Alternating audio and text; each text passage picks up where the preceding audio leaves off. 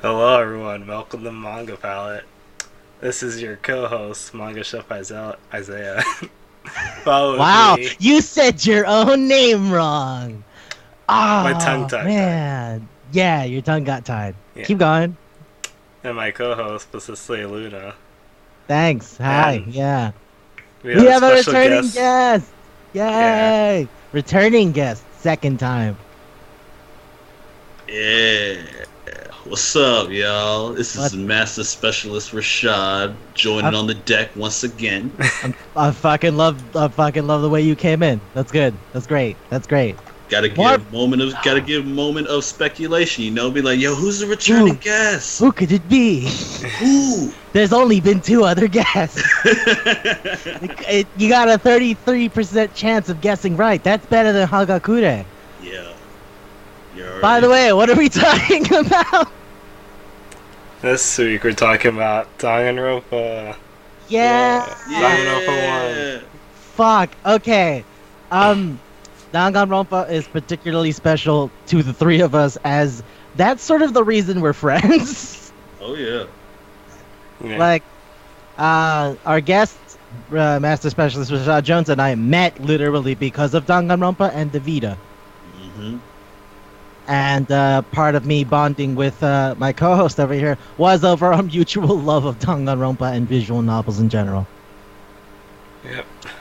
So yeah, Danganronpa is great. The first game was localized as Danganronpa Trigger Happy Havoc, but its original name in Japanese is fucking... what is it?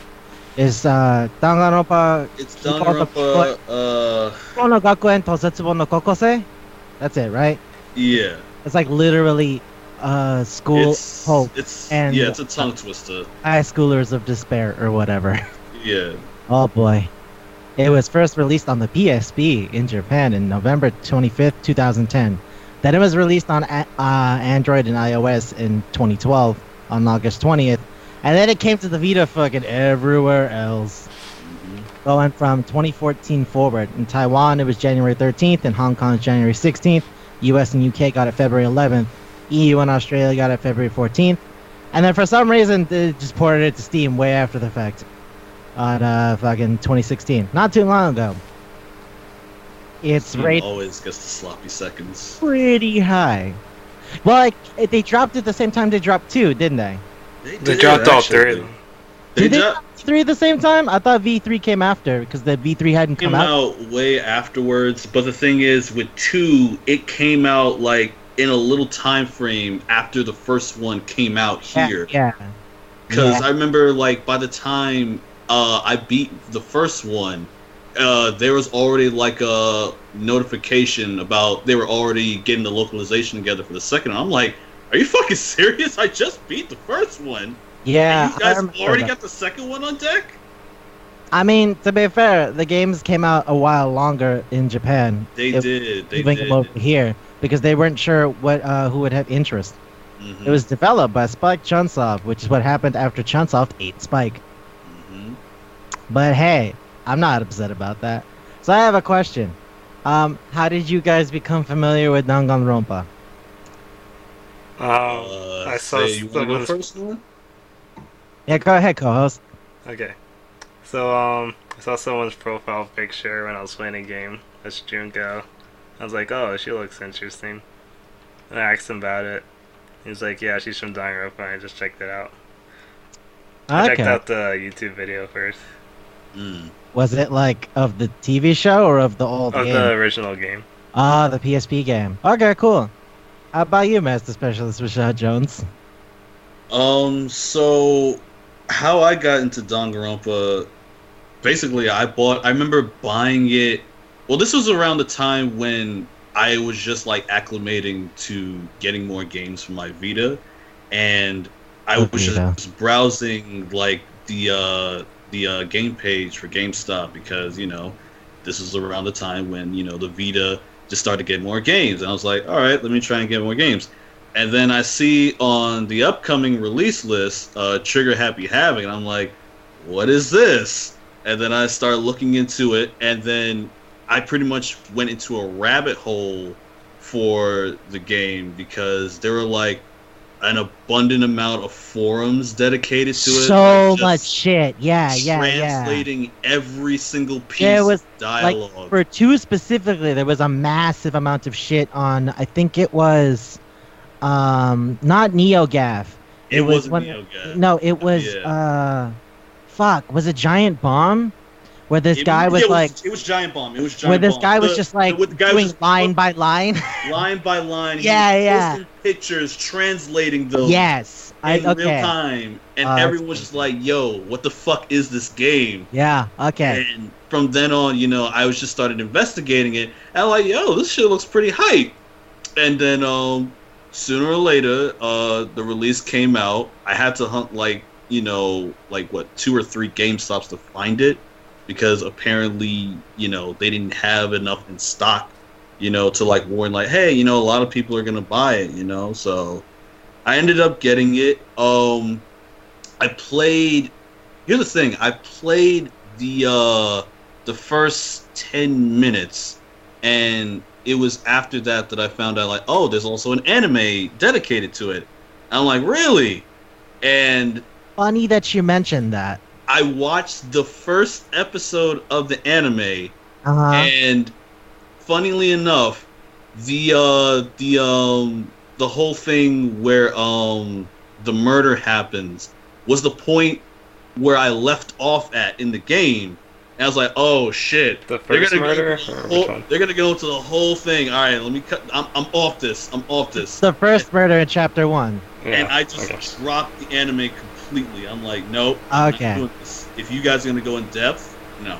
Okay, so I say funny enough that you bring up the anime because that's actually how I found out about Danganronpa. Really? Yes. So, if anybody knows me, you've been listening to the show, you guys get it. I'm violently obsessive. That's just what your boy's about. The second something catches my interest, I'm all in, and it's absurd. So, and I saw this thing and I read the description. It's like, oh, it's a death game, like Battle Royale. Okay, yeah, I'll check this out. I started watching it and I was like, this is fucking weird. Like, really fucking weird. I'm into this. And I mentioned it to some of my friends. And I'm like, hey, you guys know about this thing? Good friends of mine, guys that I've been like friends with since high school that we're still like bros to this day. And like, they told me, oh, is there a show for that now? And I'm like, what do you mean? And then they told me all about the first game and how like the second game was getting translated line by line on Giant Bomb. And it's like, yeah, I used to follow those fucking threads all the time. And I was like, wow, this is okay. That's fucking wild. All right, yeah. So I finished watching the anime, and then the press release came out for the Vita release in the States. Because the Vita release in the States was in 2014, and the show came out in 2013, like the last year. So I finished watching the show, and I'm like, okay, that was interesting. I still want to play the game and see if anything's kind of different. And the second I played the Vita game, I was like, oh, fuck, no, I'm way more into this than I thought I was. Because I've always really liked death games and weird stuff like that, but the full experience of Danganronpa is actually getting to meet everybody and to learn more about them as people. And then that fully fleshes them as characters, and it makes it so much more interesting. Mm-hmm. And yeah, that's when I fucking was like, oh, I'm all about this. Yeah, no, I'm in now. I've never been more in. So yeah, I just thought that's a weird inflection point that I kind of guessed we all came at it from different places, but it's such a fundamental fucking thing that we just never shut up about. Yeah, man. If you ever have the misfortune of sitting next to us, and one of us makes a reference to Danganronpa, it just spirals into a conversation. It just spirals into a thing. I think we literally talked hours.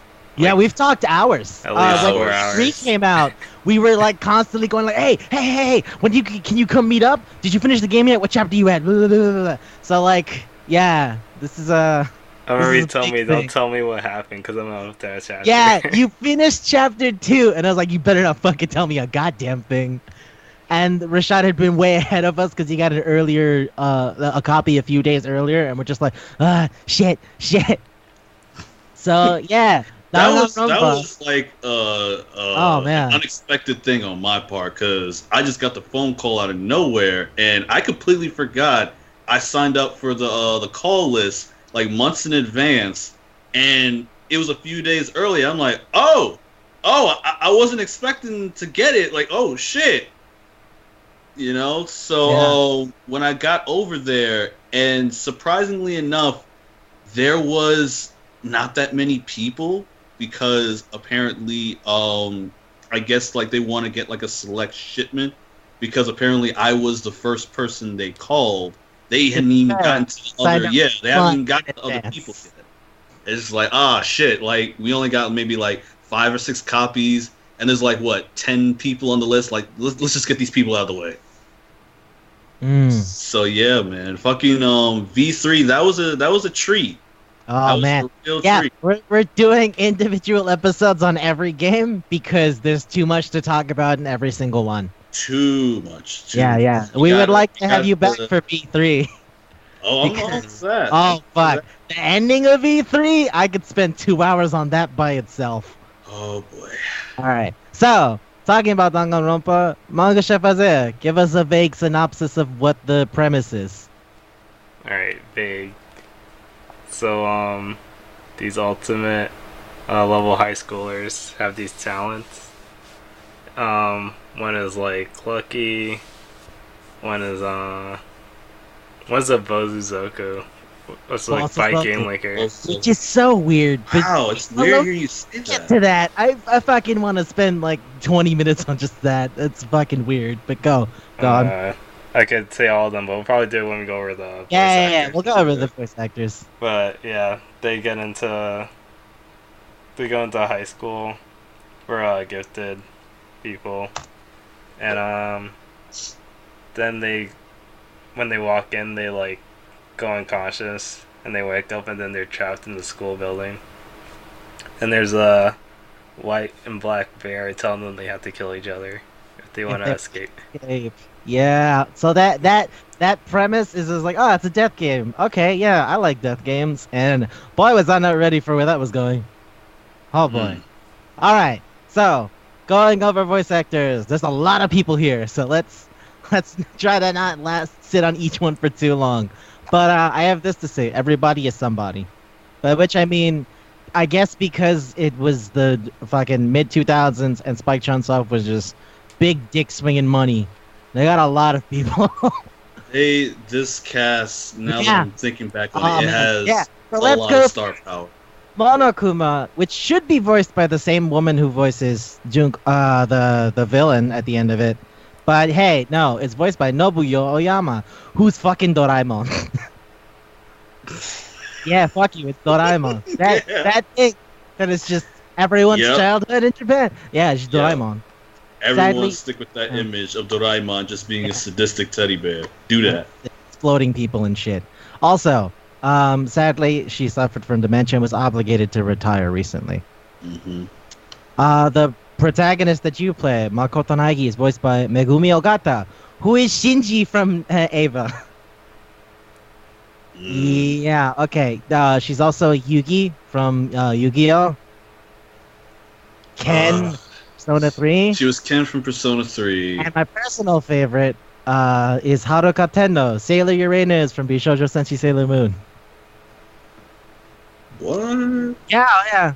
So then there's Makoto Nagi's the ultimate lucky student. He won by lottery, which is bizarre. But hey, fuck it. It's apparently a thing that the school has. They have it like every year. Everyone else has like something they're just really, really good at. You just happen to get picked. So in every class, there's supposed to be one lucky student. He just happens to be the one for this one.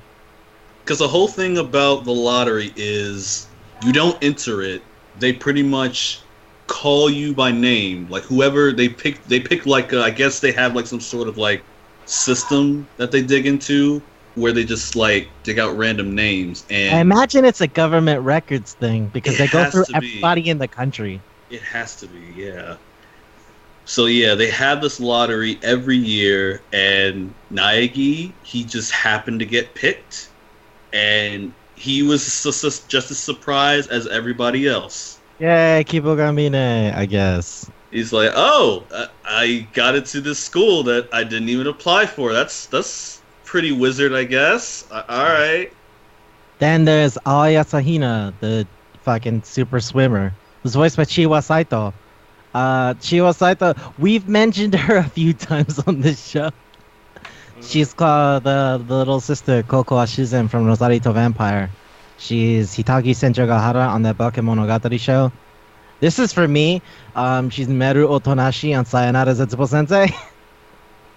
And I think the other one that we've mentioned before, at least on the show, because we talked about it, was she was one of the girls, Ikushima, on Danshi Kokoshi no Nichijo. So yeah, then there's Byakuya Togami, whose talent is being the child of rich people, I guess.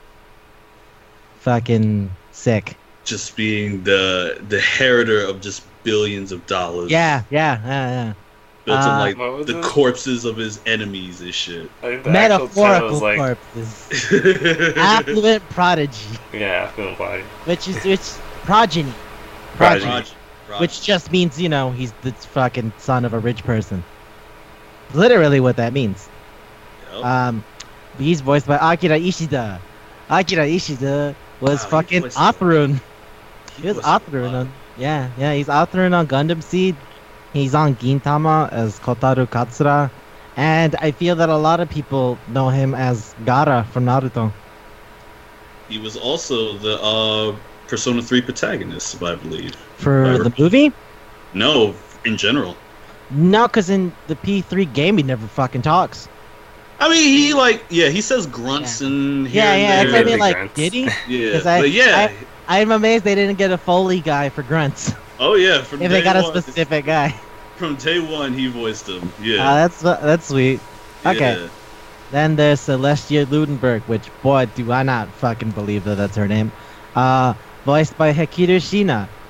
The only thing I have that I feel maybe people know is that she was Nene Todoroki, the weird glasses pervert on Seitokai Yakuindomo. Mm. I don't know, or at least I'm not particularly familiar with everything else there. Then go on.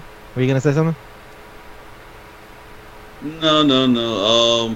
I was gonna say I remember her being in it might have been Seitokai Yakuindomo, and I think it was Yeah. Girls on Panzer. Was she on Girls und Panzer? I think so. There's so She many was- girls on that fucking show. I wouldn't be there's too surprised. many to keep track I of, wouldn't be yeah. surprised. It's like Hamtaro, where there's like 80 characters. So yeah, all right. I believe you. I don't. Man. I don't have the list now. Hamtaro, man. I do. I Holy do. shit. Fuck you. Megumi Toyoguchi was on it. Speaking of which, Megumi Toyoguchi was Junko Enoshima. Oh man, Hamtaro. Also, I grew up on the bastardized version of Cartoon Network. He's still on. no, yeah, he's on it. Yeah. He's just floating down memory lane. It's just like, wasn't there a Oh, dance? yeah. I feel there was a dance. There's a That's it. dance. It's just going into a thing. Oh crap! Yeah. I And they had remember those it. large eyes. Yeah. There's a joke from that show that I remember that's like a pervert calls the house and then the hamster answers the phone. That was Hamtaro. Yeah. There's a bit where like a weird creepy guy goes like, "Hey, how's it going?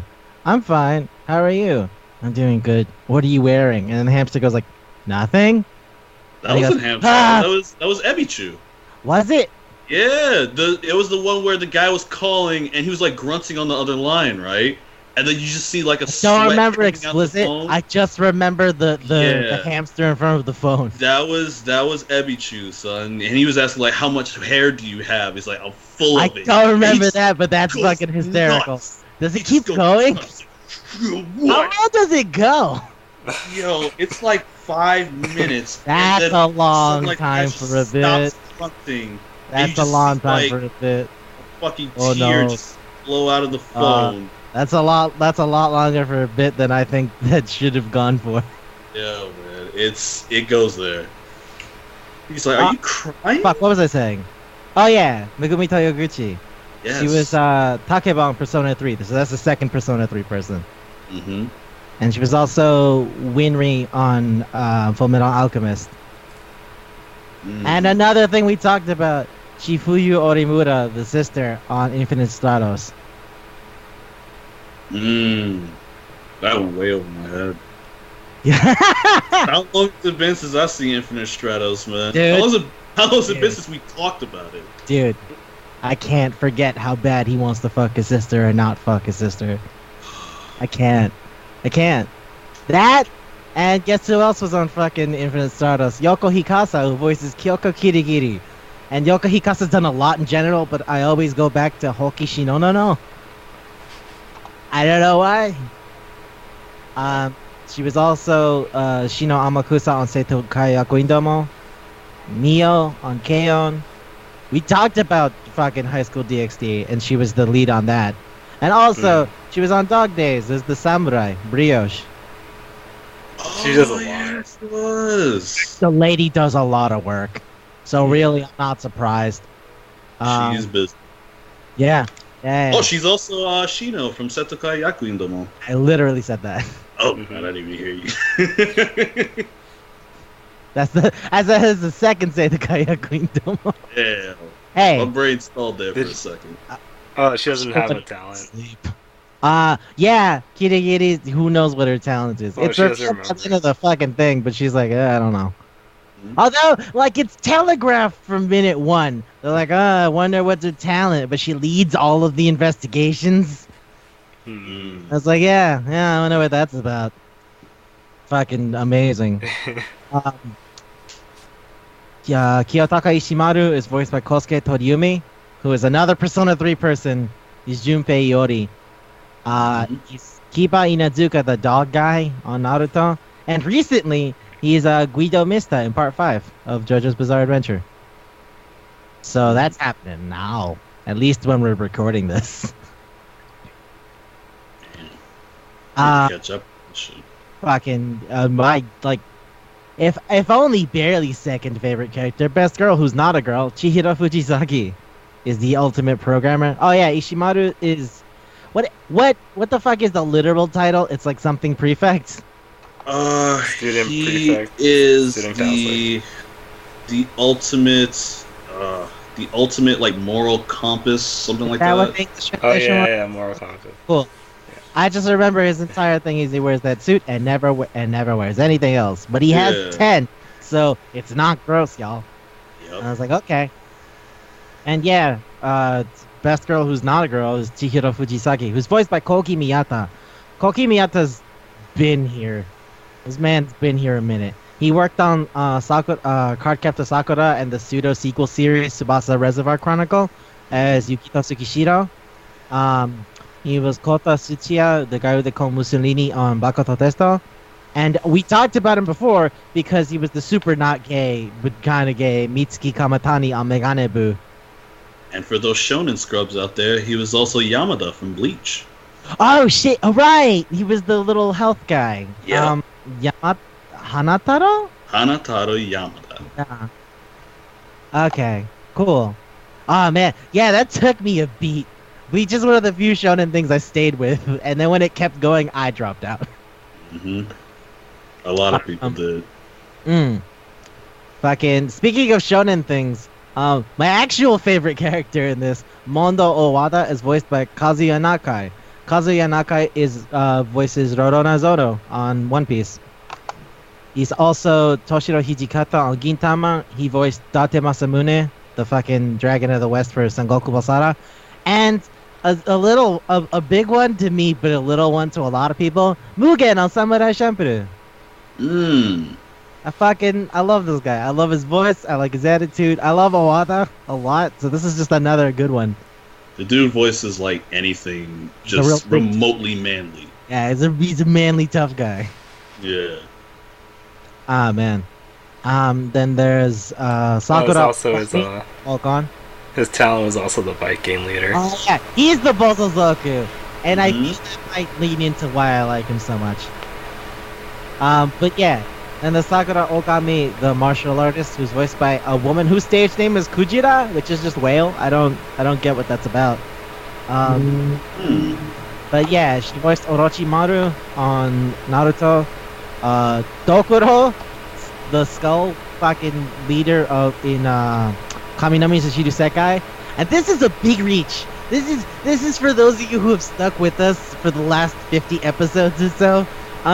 If you remember, there's a joke in fucking Rosario the Vampire in the second season at the third episode that I referenced. Yeah, I'm getting real narrow on this one. Where Saizo, the bully ogre guy, goes like, "Mommy, Daddy," and she voiced his mom. So, for those of you who have the absurdly specific memory I have, and remember that, then, you know, you get it. I mean, if you're here, you get it. Yeah, you guys get it. I should still put that out there. It's like, don't worry, it makes sense. Yeah, It makes sense. there's a reason I brought it up. Okay. Leon Kuwata, the baseball star, is voiced by Takahiro Hiro Sakurai. Sakurai. Yeah. Okay. Do you want to take it?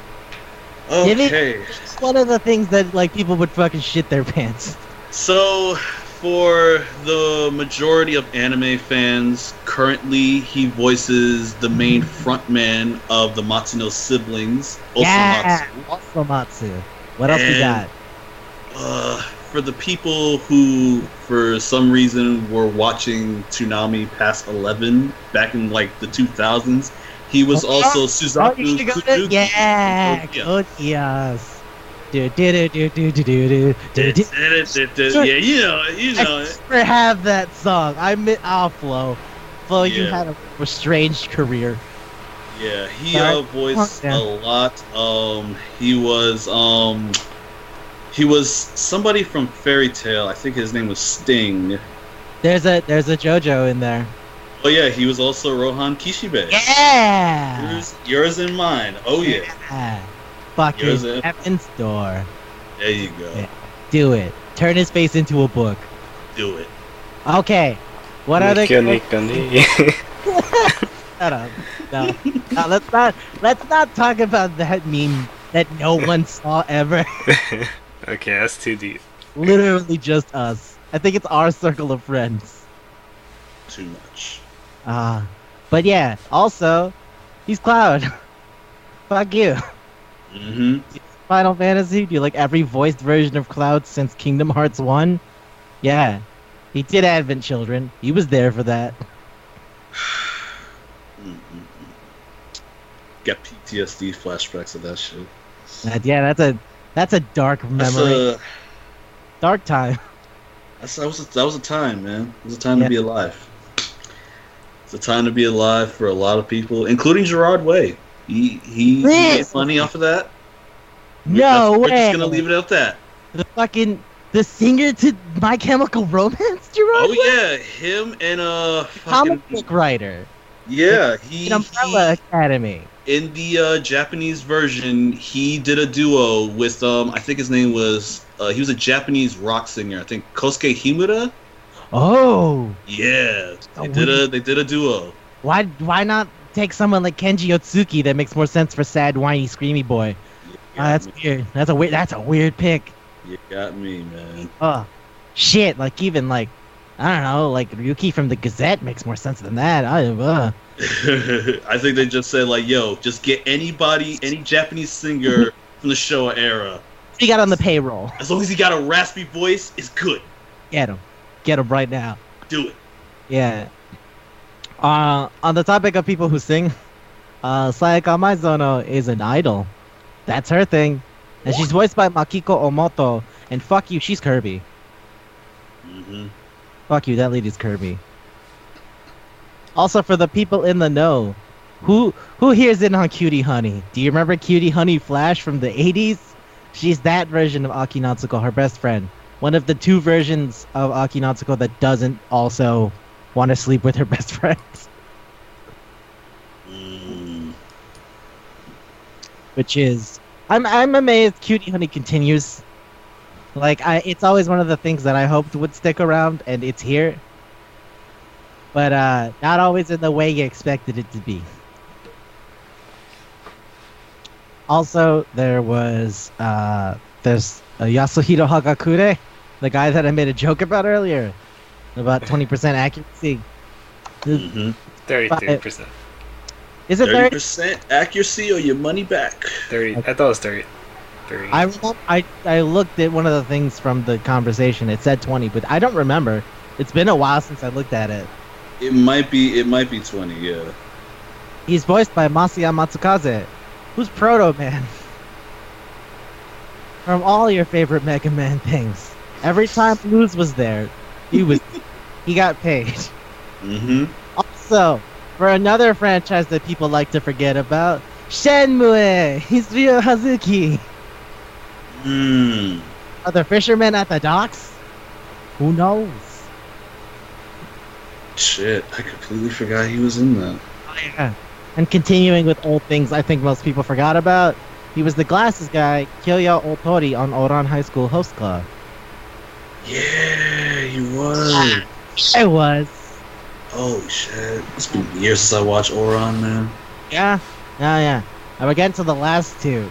There's Toko Fukawa, who's a writer, and she's voiced by Yukisawa Shito's fucking work. The MVP. Yukisawa Shito was Fujiko Mine in all of the recent versions of Lupin Sansei. She's on Rosen Maiden, and that's never gonna die. Shinku. She was Kanbaro Suruga on Bakemonogatari, and she's on Sword Art Online as Sinon. And she's done a lot more than that, but those are ones that I'm like, yeah, you have to know one of those things. Not a way you don't know one of those things. I think in terms of like stuff she's done, she's like matched right up there with Aya Hirano. Yeah. And all of those other chicks that were in K-On, man. Just working for years. She works. Yeah, just like Yoko Hikasa works. And I saved but one of my favorite voice actors for one of the weirdest characters for last. Hifumi Yamada, who's apparently the greatest doujin artist who ever existed, I guess. He's voiced Kappei Yamaguchi. Say it. Yeah! Inuyasha, L from Death Note, and Ranma go eat a dick. And that guy's got a legacy. Guy's been in the game for a long time, man. Working for a real long time if he worked on Inuyasha and Ranma. Long time. He was also, he played Shinichi Kudo and Kaito Kid from Detective Conan. Yep. He was also Monta from iShield 21, for all you old heads out there. Oh my god, iShield 21. And for the Persona Scrubs, he was Teddy. Yeah, he's Teddy. I forgot to mention that. I mentioned 2 other Persona things. You would think I'd kept the theme going. But I'm like a huge Inuyasha mark and Rumiko Takahashi mark. So him being Inuyasha and Ranma was so much to me. This guy has history, man. I think he's also Ryu from Breath of Fire. Yes, he is. He's voiced all the Ryus because for some reason all of them, I think they adopt the Legend of Zelda review rules. They're all reincarnations of one another. Oh, is that the thing? I think so, because why else would they all have blue hair and have the ability to transform into dragons? I don't know, man. Why does fucking everybody even vaguely related to Marth look like him? Those are equally vague questions. True.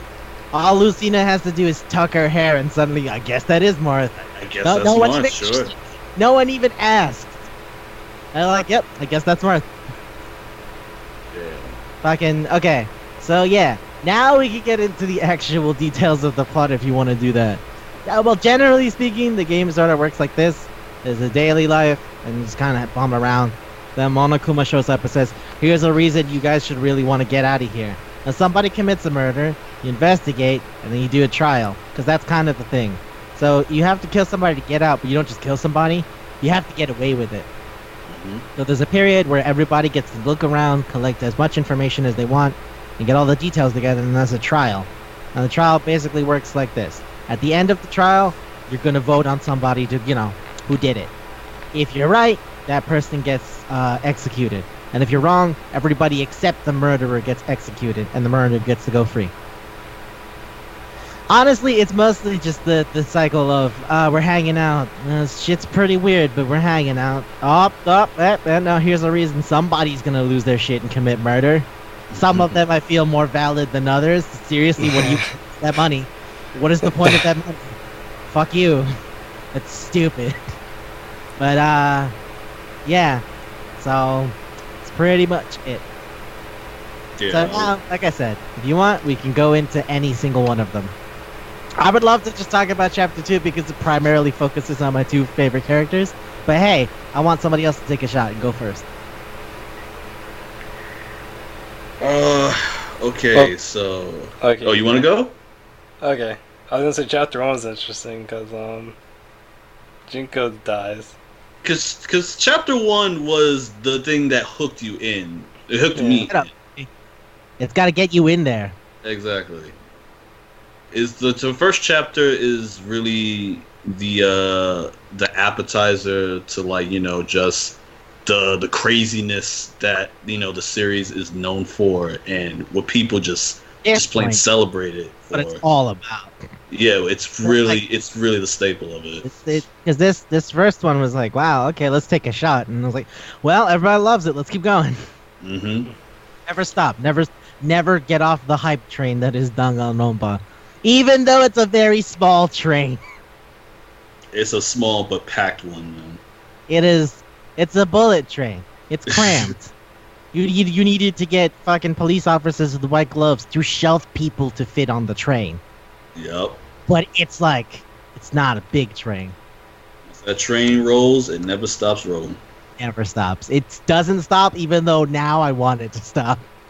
I am begging for it to stop at this point. Like I was telling you, man, that was the whole point of V3's ending. I'm about. It's like, yo, man, I'm tired. I will legitimately cry if they disrespect V3 like that. It seems like it's gonna stop. I don't believe it. I don't believe it. I feel like you could do a spin-off and stuff like that. Like that's cool, whatever. I don't care. But one of these days it'd be like, hey, you know how they were working on something else? They're running it back. No, please don't. Don't do it. The biggest, most awful, tragic event in human history again. That's all back. But Go on. Yeah, I like Chapter 1 because it's also kind of funny when the teddy bear is about to blow up. I was like, haha, you can't kill me. I have so many copies of myself. There's a few references to Norse mythology in this thing, which I thought was kind of like for no reason, and then it pays off later on, and I was like, oh, okay, fine, I guess this is where we're going with it. But yeah, there's the part where they see the bear, and they're like, Owada goes like, what if I just fuck up the bear? Because he's a Bosozoku. What else is he gonna do? How else does he solve problems? If you can't punch it, then it's not something I can do. So he punches the bear, and then the bear's like, all right, well, they all hear ticking, and he goes, oh, fuck, and he throws the bear, and it explodes. Mm-hmm. And another bear just pops up. And then, yeah, that's where Enoshima stomps on it, and he goes like, yeah, what are you going to do about it, bear? Spear of Gungnir. Yeah. He's like, you're not supposed to attack your headmaster. Yeah. There's very, very, very thin rules. Very thin rules. Very thin rules. And Enoshima, like rules that basically commit murder. That she just gets like completely slaughtered by like several spears of Gungnir. Yeah, just coming out the robot bear. Yeah, and playing off the matter of fact, should I bring up the whole like reference to the Norse mythology, or should you? That comes up later. That's at the end. All right. It's back. It comes back with Fenrir. It definitely comes back, man. So what else, Isaiah? What else did you want to say about it? Um, also like the trial. It was pretty fun for a first trial. The gameplay is like, it's funny. You would think that that'd be a selling point for me, but it's really not. But I do enjoy it. They only really refined it as the franchise went on. Except when they took that one leap and were like, Zetai Zetsubo Shoujo? And people were like, no. No. People angrily yelled no. But, yeah. So, I mean, is there something specific you want to go about it? You just want to go through the whole thing?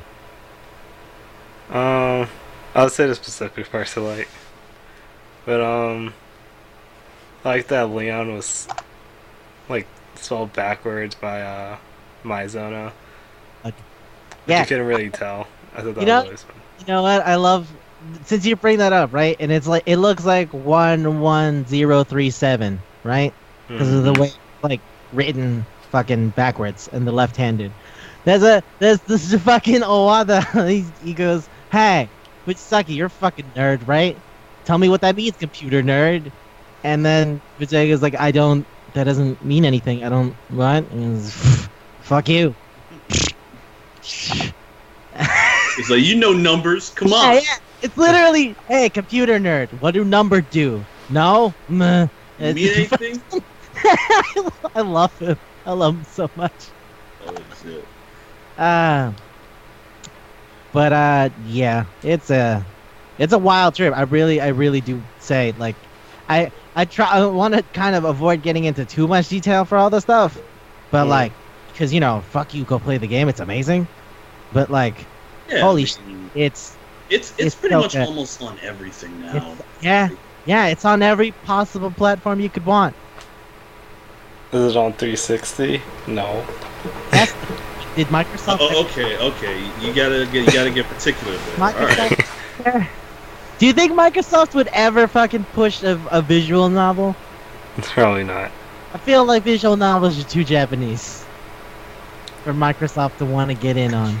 I can't see that happening, considering how often like Microsoft's game products just fail in Japan. I can't see that happening. Yeah. God, no one gives two shits for that. The only thing I can see just being as a staple, unlike anything Japanese, is Idolmaster. And that's it. And I don't think that was only like 1 or 2 games too. No, it was 2. Yeah. It's the first, and Idolmaster is eternal. You can't stop Idolmaster. You can't. A man who said I hate Idolmaster is now the biggest brand shill for Idolmaster ever, and he doesn't have anything to do with the game. He does Tekken. Harada fucking loves Idolmaster, and it has nothing to do with his job. Just passionately loves Idolmaster. That's what Idolmaster does. Yo, lucky Chloe, son. She looking real good now. God. You're like, how can someone ever love this game? It doesn't even look that great.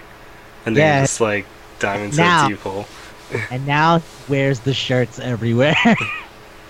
He wears shirts with Yori on them everywhere. So much for fucking this thing sucks, huh? Oh shit, Yori's his girl? Yori's his girl. He loves Deko-Chan.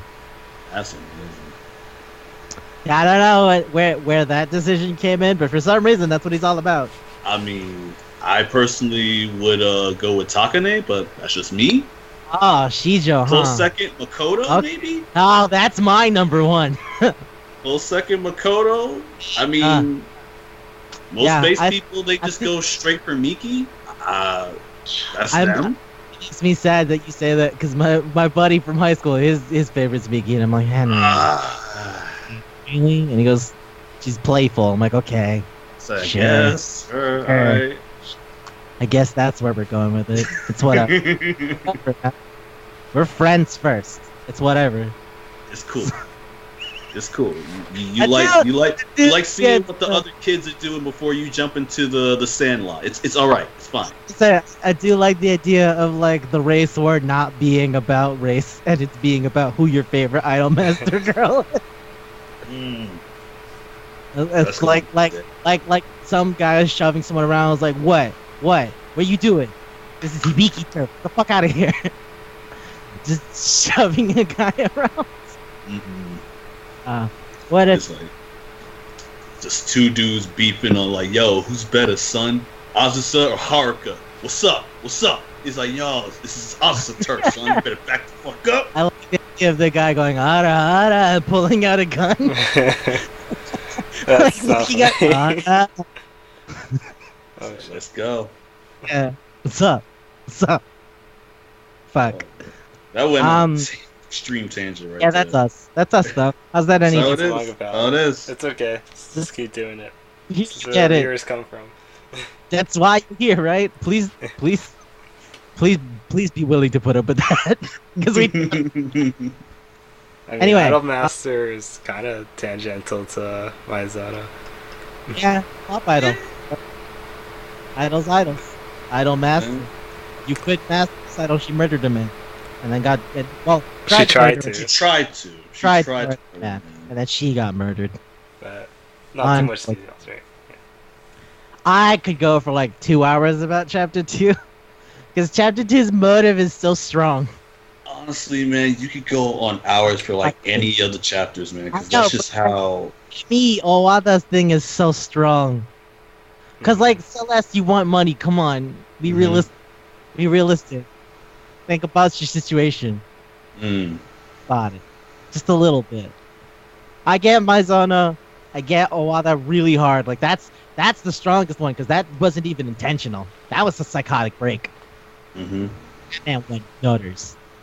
Mm. And all this is super pure and noble. Like, I get it. I rock with it. But, like, oh, man, there's just something... There's something so good about Chapter 2. Okay. So, Chapter 2, yeah? It's... It's funny. Like, a friend of mine, when I got told about how Danganronpa went on the old forums and all that shit, like, I was like, oh, yeah, who's your favorite? And I was like, this character. He's like, oh, okay, cool. He didn't want to tell me nothing, because I was still getting in. And I was like, okay, cool. I was like, yeah, it's good you're not like Jackie. And I'm like, why? And he's like, because Jackie liked Kuwata, and Kuwata died, like, immediately. And I'm like, oh, okay. And I'm like, and I just think to myself, okay, well, maybe and then my top 2 die in the same chapter. Back to back. One literally murders the other one. It wasn't a happy time. But it's like the strongest reason. I love it so much. Okay, so, as I said before, Owada the Bozuzoku and Fujisaki the Programmer are my favorite. And it's because they both have this same weird thing about them that's like an obsession with portraying a kind of masculinity that like determines everything that they are, and like the whole reason that they do what they do in general.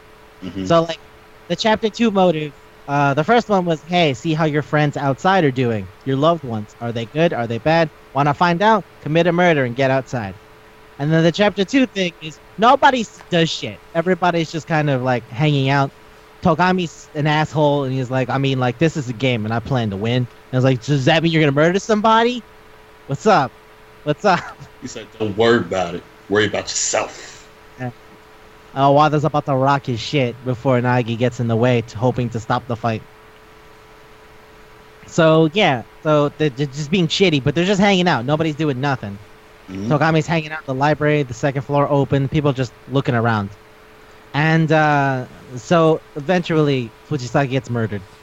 And it's rough. And the murder is caused by Monokuma saying, here, look, I got all these slips of papers. See these envelopes? There's deep, deep, deep secrets that all of you are trying to hide. And I'm going to read them over the loudspeaker if nobody commits a murder in 3 days. And, well, Fujisaki gets it hard. The crime scene is what's fucking is like a whole big part of the fucking trial, but essentially somebody tried to throw everybody else off. But it's the reveal at the end of it as to who did it and why that's like fucking that blows my goddamn mind. So Fujisaki gets murdered. He gets his head like beaten in with a weight. And I say he because he's the best girl, not a girl, but that's because Fujisaki. For his presentation, he dresses like a girl for a very misogynistic reason, I find, in retrospect. It really is, if you think about it. Okay, so, like, he dresses as a girl because he's tiny, squishy, and effeminate, and everybody just kind of assumes he's a girl because he dresses like a girl and it looks like a girl. And Fusaki does it because when he was a kid, people used to pick on him. Which, yeah, I know shitty kids like that. All right, fine, whatever. And he was like, you know when they won't pick on me? They won't pick on me if they think I'm a girl, because girls are supposed to be weak. And that's why I was like, ooh, that's a weird way to... That's a red flag right there. That's good. That's not a good thing to say. Mm-mm. But alright, fine. Roll with it. So, yeah, he's dressed like a girl so that way people won't think he's a guy, and then they won't pick on him for not being manly or whatever. So, he spends his entire time hiding as a girl, and that's his big secret. And he's like, oh, fuck, I don't need people knowing about that. But this becomes the catalyst for Fusaki to go, you know what? Fuck it. If they're going to tell anybody anyway, I might as well tell them myself and just, like, move on as an adult. Because now that I'm hanging out here with all these actually cool and strong chicks, and I realize that strength has nothing to do with masculinity or femininity, fuck it. I might as well just be me and be, like, a real-ass man. And I was like, okay, cool. I'm moving forward now with my life. And you know who's the coolest, toughest guy here? Mondo Owada, the big, tough Bosozoku. Your boy. He really is. Every conversation with him is a fucking laugh riot to some degree or another. Not always intentional, but it just kind of is. Oh, I can't wait to talk about him when we get to V3, man. That's going to be a treat. Oh, boy. You know what I'm talking about. Yeah. The finale where it just shows up and we're like, wait, what? Okay. So, yeah. So Owada's big secret is he feels responsible for his brother's death. So, Bosozoku, we said that like people know what that means, right? Yeah, we can define it a little. Like I said, biker gang, but like it's a little more than that. Mm-hmm. It's this whole weird, like antiquated, like we do is work on our bikes, and our bikes are big and flashy, and they mean everything to us, and we ride around and we just kind of do reckless hood rat shit. Mm-hmm. But like, Owada's weird because Owada's like an idealized version of a Bosozoku. Owada's not like regular ass Bosozoku who just go around and do reckless shit and get into fights. Like he does do that, but there's another part of him that you get to know better from his the conversations with him in the school mode, the part after the main game, where it's like he doesn't want to hit girls, he's nervous around chicks, he loves dogs. Like he reminds me of Kiryu from fucking Yakuza, where it's like, Kiryu, you're a criminal. Why are you acting like this? Why are you raising a bunch of orphans? What's going on? Why did you open an orphanage and then punch out a bulldozer from destroying your orphanage? Mm-hmm. Like, that's how he talks. Like, when you get to know him better, it's like, oh, he's all soft and squishy, but he at least purports this position of being, like, big, tough, and manly. Because when he was going to take over the gang... By the way, the gang's name is Crazy Diamond, because his name is Mondo and his brother's name was Daya. So, Diamondo. Crazy Diamondo. Which also makes it a JoJo reference. That's a lot of times we're bringing up JoJo in this, but that's because it's related. JoJo's big. A lot of references. JoJo's big.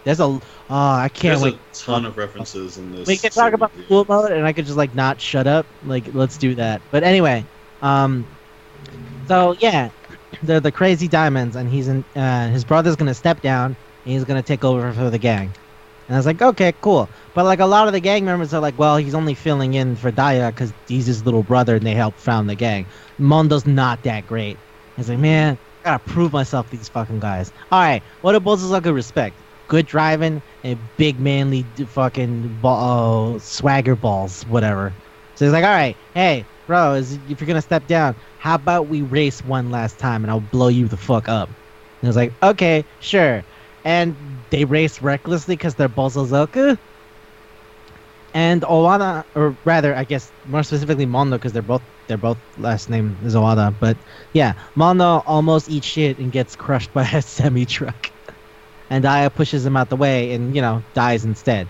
And like while Mondo's like cradling his body as the life is leaving his brother, kind of the only person who means so much to him, because Mondo mentions being scared of his mom and not really knowing his dad. So his brother's probably the only person who means so much to him. Mm-hmm. His only real deep connection. And now he feels guilty for having killed him. And Daya's last words are just be cool, don't cry, and keep the gang together. Which is why when they introduce Mondo at the beginning of the thing, Nagi's only line about him was, "Oh yeah, he runs the biggest Bozozoku gang in the entire country. Like he's just consumed every gang and he runs all of them. He's a real crazy big tough guy." Mm-hmm. And honestly, it's because the entire time he's just fueling himself by telling himself, "I gotta be strong, I gotta be strong, gotta be strong, gotta keep the gang together, gotta be strong, gotta be strong, gotta be strong." And it's like this weird, fucking crazy mantra he has to repeat to himself to tell himself to be strong, because on the inside he'll always feel guilty and remorseful at his emotional vulnerability and having to watch someone who means so much to him die. So Fujisaki meets up with him and says, "Hey, all right, first things first, I'm a dude." And he's like, "Holy shit." I'm like, "Yeah, well, listen, I don't want you telling anybody, and I don't want the bear telling nobody either. I'm gonna tell everybody." Yeah, he goes, "Oh shit, really? You're gonna put yourself out like that?" He's like, "Yeah. Well, I want to be cool, and I want to be tough, and I want to like fucking be an adult about it. And you're the coolest guy I know, right?" And he's like, "Yeah, yeah, fucking." And he just, yeah. So that sends him spiraling because of this whole fucking deeply, deeply, deeply held anguish over his brother dying and how he's tough, and he just has a tiny psychotic break over having Fujisaki be. I wouldn't say tiny, but yeah, it's definitely not tiny. I mean, it's wild, but he didn't go around. I mean, to you, it might be tiny. Yeah. Think about it. Yeah. But yeah, he goes fucking ballistic, and in the midst of his rage, one dumbbell to the head. One dumbbell's all it took. One dumbbell, one hit to the skull. Was it? Cracking out. And because Fujisaki was like, "I want to tell everyone I'm a dude myself." While that figures out, using some stupid bullshit that happened earlier, how to get Fujisaki into the women's room, so that way it looks like he was actually a she, and they died there. And another person came and fucked with the whole thing, and it threw everybody off the trail. But play the yeah, game. Yeah, just play the game. Yeah, play the game. If you want to find out all the little bits in between, yeah, play the game. Like, how did he find out that he could fucking get into the girls' room? Like, it's a whole thing. It's a whole thing. it's worth it too. Oh yeah, and man, I love both of them so much because of their whole like personality and their arcs and everything in between. It's nuts, and to see it culminate like this was like really wild. I love it a lot. Yeah, so, that's why I wanted to talk about chapter 2. And I would love to just talk about each of them individually, but hey, anybody else want to say anything about the game before we just jump to the last part? Chapter 3. 10,000 smackaroos. Funny. I'm still upset by that motive. Like, yeah, alright. So she's fucking greedy. I get it. I get her whole thing is about money. But like, seriously? You could just guess. You could just, like, come on. Like, you don't even need the trial. Just be like, "Oh, who wants money?" Who's the only person whose entire gimmick is based on money? Gambling girl? Huh, I wonder. It's fucking free. It's free. Did get the double murder kind of to trip up with it. Yeah, it's a double murder. It's a double murder. And then it's like, oh, shit, okay, wait, who killed who? When did that happen? But in the end, there's only one person who could have set this whole thing up. From the beginning, when they announced the motivation for the killing. Yeah, it's money. I was like, are you fucking kidding me? It's money? Who's gonna fall for the money besides her? And then immediately she takes the bait, and I'm like, this is fucking stupid.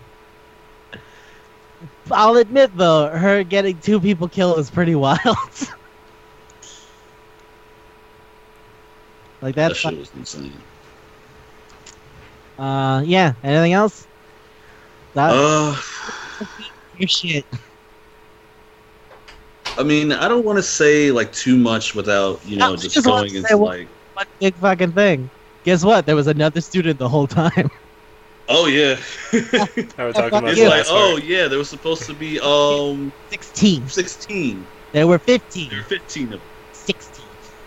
He's like, wait a minute. So that means there's one off. Like we're missing one. It's Yeah. like, what's going on? Is that Kirigiri who's dead? No, that doesn't make sense. Why? Kirigiri wears gloves. Yeah, okay, that makes sense. And they have fake nails, the gloves wouldn't work. But then what's with that tattoo of a wolf? What the fuck is that about? That's Fenrir. Fenrir? Oh god, now it's a whole thing. It's like, why that hand got long ass pink nails? Who do we know wears pink nails? I don't think there's anybody we know who's still alive. Fuck. Jeez. Yeah, that mystery really like gets under the cast's skin because it's really like one of the things that begins to drive them apart. It's trying to fuck you. It really is The because trial is designed to fuck you from the beginning. mm-hmm. And when I say you, I mean Nike. Designed to fuck him from minute one. The mastermind has it out for him from the beginning. Fun thing. When you hang out with Hagakure, right? The first time you hang out with him, he goes, "Hey, I'll give you a free prediction. I have 30% accuracy." It's like, "Okay, cool. What is it?" And he goes, "You and I will have a child by the same mother." I was like, "Fucking what? Shut up. No, that doesn't make sense. Shut up."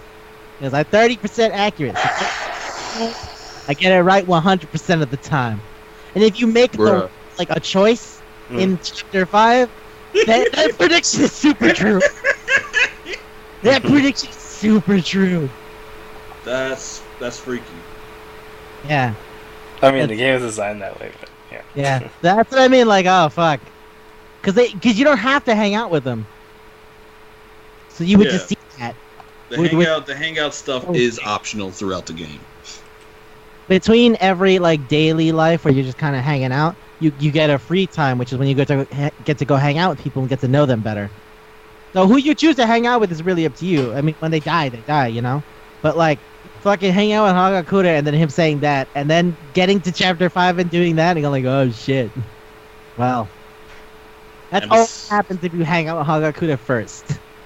Yep. Even make that choice. You don't necessarily have to make that choice during the trial. I feel it's just like fucking weirdo completionists like me that insist on seeing every possible outcome. That's why I got the platinum trophy on all 3 of those games. You did it for V3. I went back to V3 multiple times. And got the platinum. Yep. Oh. Nice. I mean, that's really hard. It takes a lot of time. I did it during like my train rides and stuff. The point is, yeah, to actually hang out with Hagakure and fucking find that out is like, oh, that's wild. That's goddamn wild. His also he has more stuff going on.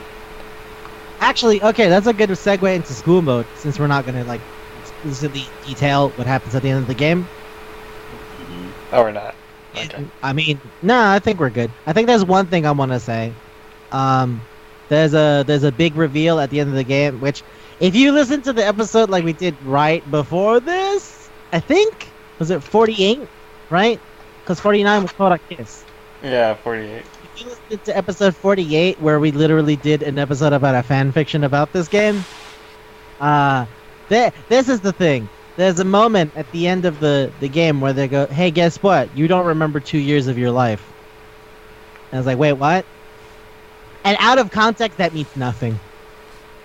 But that was the moment where I was like, oh, they could just fucking make up anything.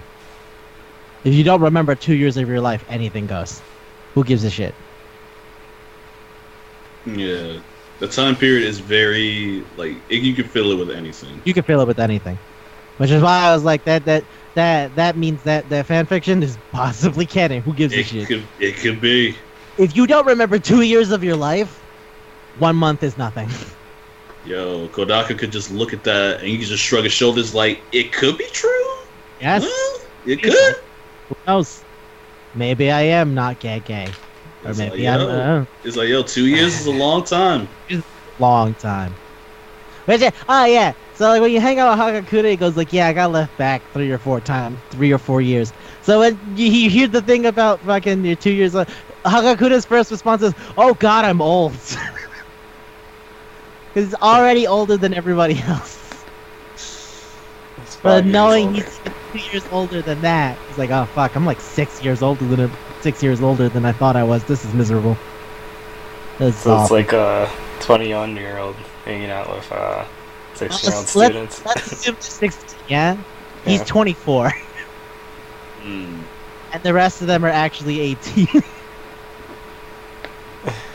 Still fucking 24. That's wild. That's great. Love it. But yeah, so school mode just lets you kind of like play a what if scenario where you get to hang out with everybody. Because when characters die in the main game, what the fuck are you gonna do? You know, you can't go hang out with them again. Well, school mode is designed to fill the gaps.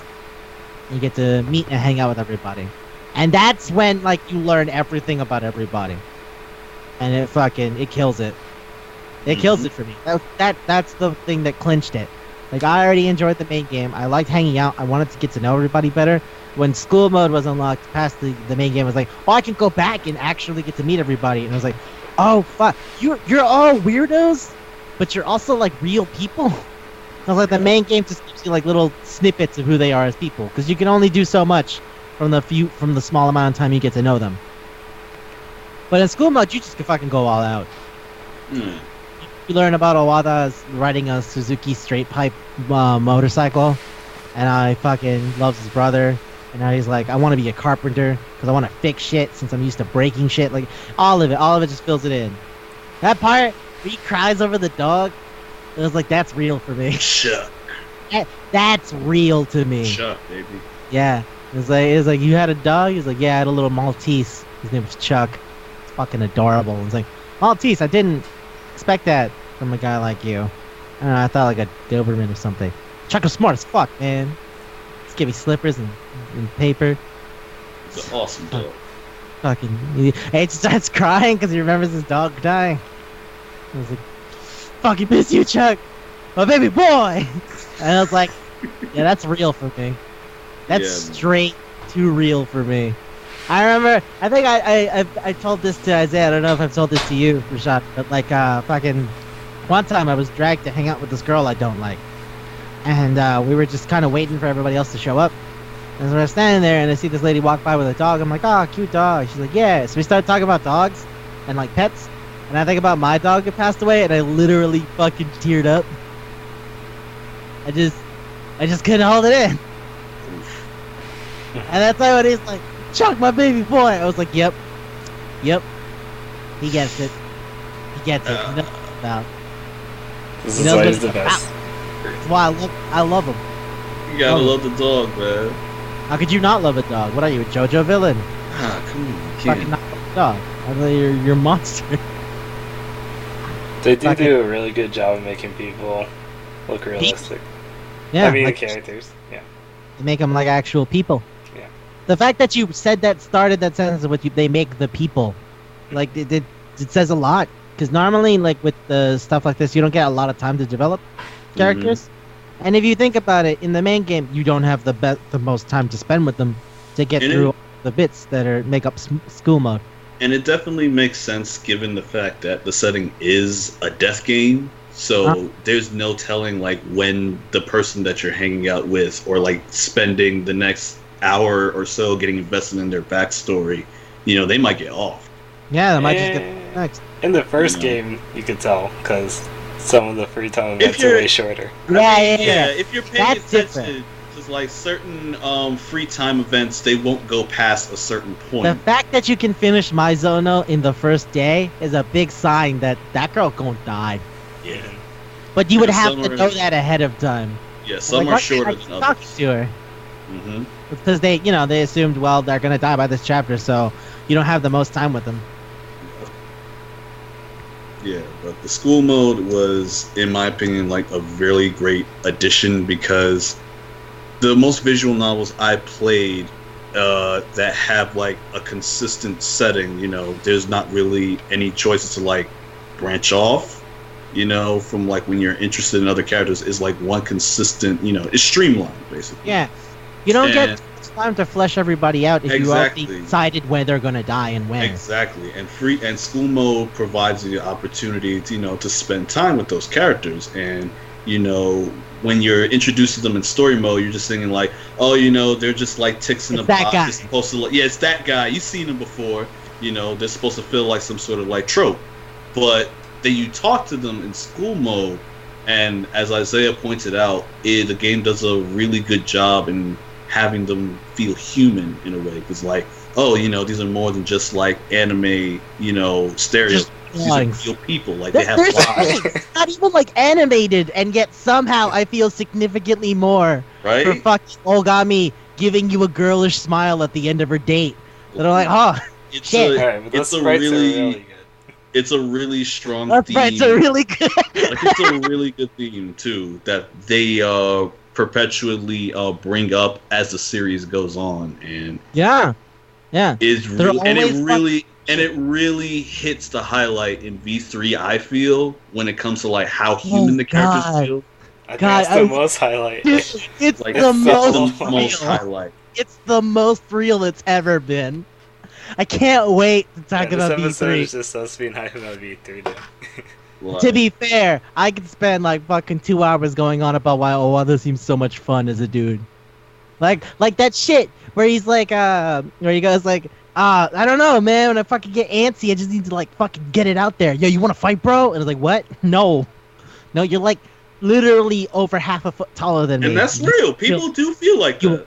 I super get that. People feel like that. One of my friends from high school had just like whenever he got antsy, he just felt like he had to just break shit. Yeah, that's real young. Like, why you like that? He's like, I just can't help it. I gotta get do the energy out. I don't know. Fucking, how else am I supposed to get it out? I don't know. Constructively draw. I don't know. Fucking whatever. Fight, like go fishing or some shit. I don't know. I picked up guitar. That's how I worked that out. Like fishing to get out their energy. That's like the most patient thing. I mean, it works in some cases. I don't know. I feel that dichotomy would be like working you out because you're like focused on the fish and shit. Yeah. It's like meditative. You get what I'm saying? Exactly, because he's supposed to be in a trance. But yeah, so he was like, "Fuck, I don't know. I gotta get it out there. Like, dude, let's go hand in hand. Let's fight. Come on, let's go. Dude, no. Why? No. You'll kill me. He was like, I don't know how to get it out there. And then now he goes, why don't you ask Ogami? I was like, Ogami, the big martial artist girl? I can't do that. Why not? She's a chick. Yeah. Girl, I can't hit girls, man. I can't hit a girl. Like, my mom would be pissed. And I'm like, fucking really? Really?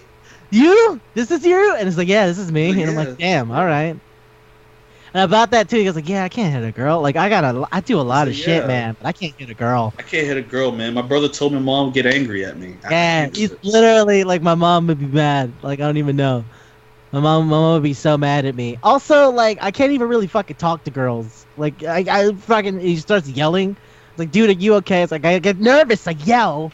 And that's why I can't talk to girls, because I always get nervous with girls, and then I yell, and then fucking, like, dude, I'm on a 10-game losing streak, all right? Like, we're cool and all, so I'm gonna tell you this. Fuck. You know what? Now I'm sad. I'm not even mad anymore. I'm out, yo. That's on the fanfic. Yeah. They mentioned that in the fanfic mistake. Like, they mentioned how he gets really angsty and like yells. And that's why like Mistake is well written, if only because you have to know them though. But damn, I love Owada. Owada's great. Fucking that thing with the dog, the thing about not being able to fight chicks, and like the last thing where he's like, I don't even know what I'm gonna do with my life, because I'm like, alright, cool, I'm in the gang, but like, what do I do after that? What do I do with myself? Like, I don't fucking know. And you just help him get his, like, go like, I don't know, man, do whatever the fuck you want to do, right? Because like, you know, life's there. He's like, yeah, but I'm not smart. I can't go to college. I was like, yeah, but you can still do something. Yeah, you know what? I guess I could. What do you want to do? I want to make shit. You want to make shit? Yeah, I want to be a carpenter. I'm always used to breaking shit. I want to make shit for once. I'm like, yeah, man, fucking go do it. And he's like, you're right. You know what? Shit is dope. Fuck it. I'm not even sad no more. He's a real good bro. You're trying to dream right there. That's a guy who's ready to get out. That's the dude who's like, he's tired of seeing shit kick off on the block every day. He's like, yo, man, I just want out. I want to get out of the hood, son. There's more than this. I know there's more than this. That's literally what he says. He says, like, after high school, what? What do I do? Like, this can't be it, right? And I'm like, yeah, there's more to it, man. There's more to life. And I'm like, damn, that's fucking good. That like self fucking what's it? What identification? Yeah, I was gonna say self-realization that like you can't just keep doing this shit for the rest of your life. Yeah, that's better. That's better. Like the moment where self-reflection on what he is and what he wants to do, and he's like, nah, I can't just keep fucking doing this. Like, why? Why would I keep doing this?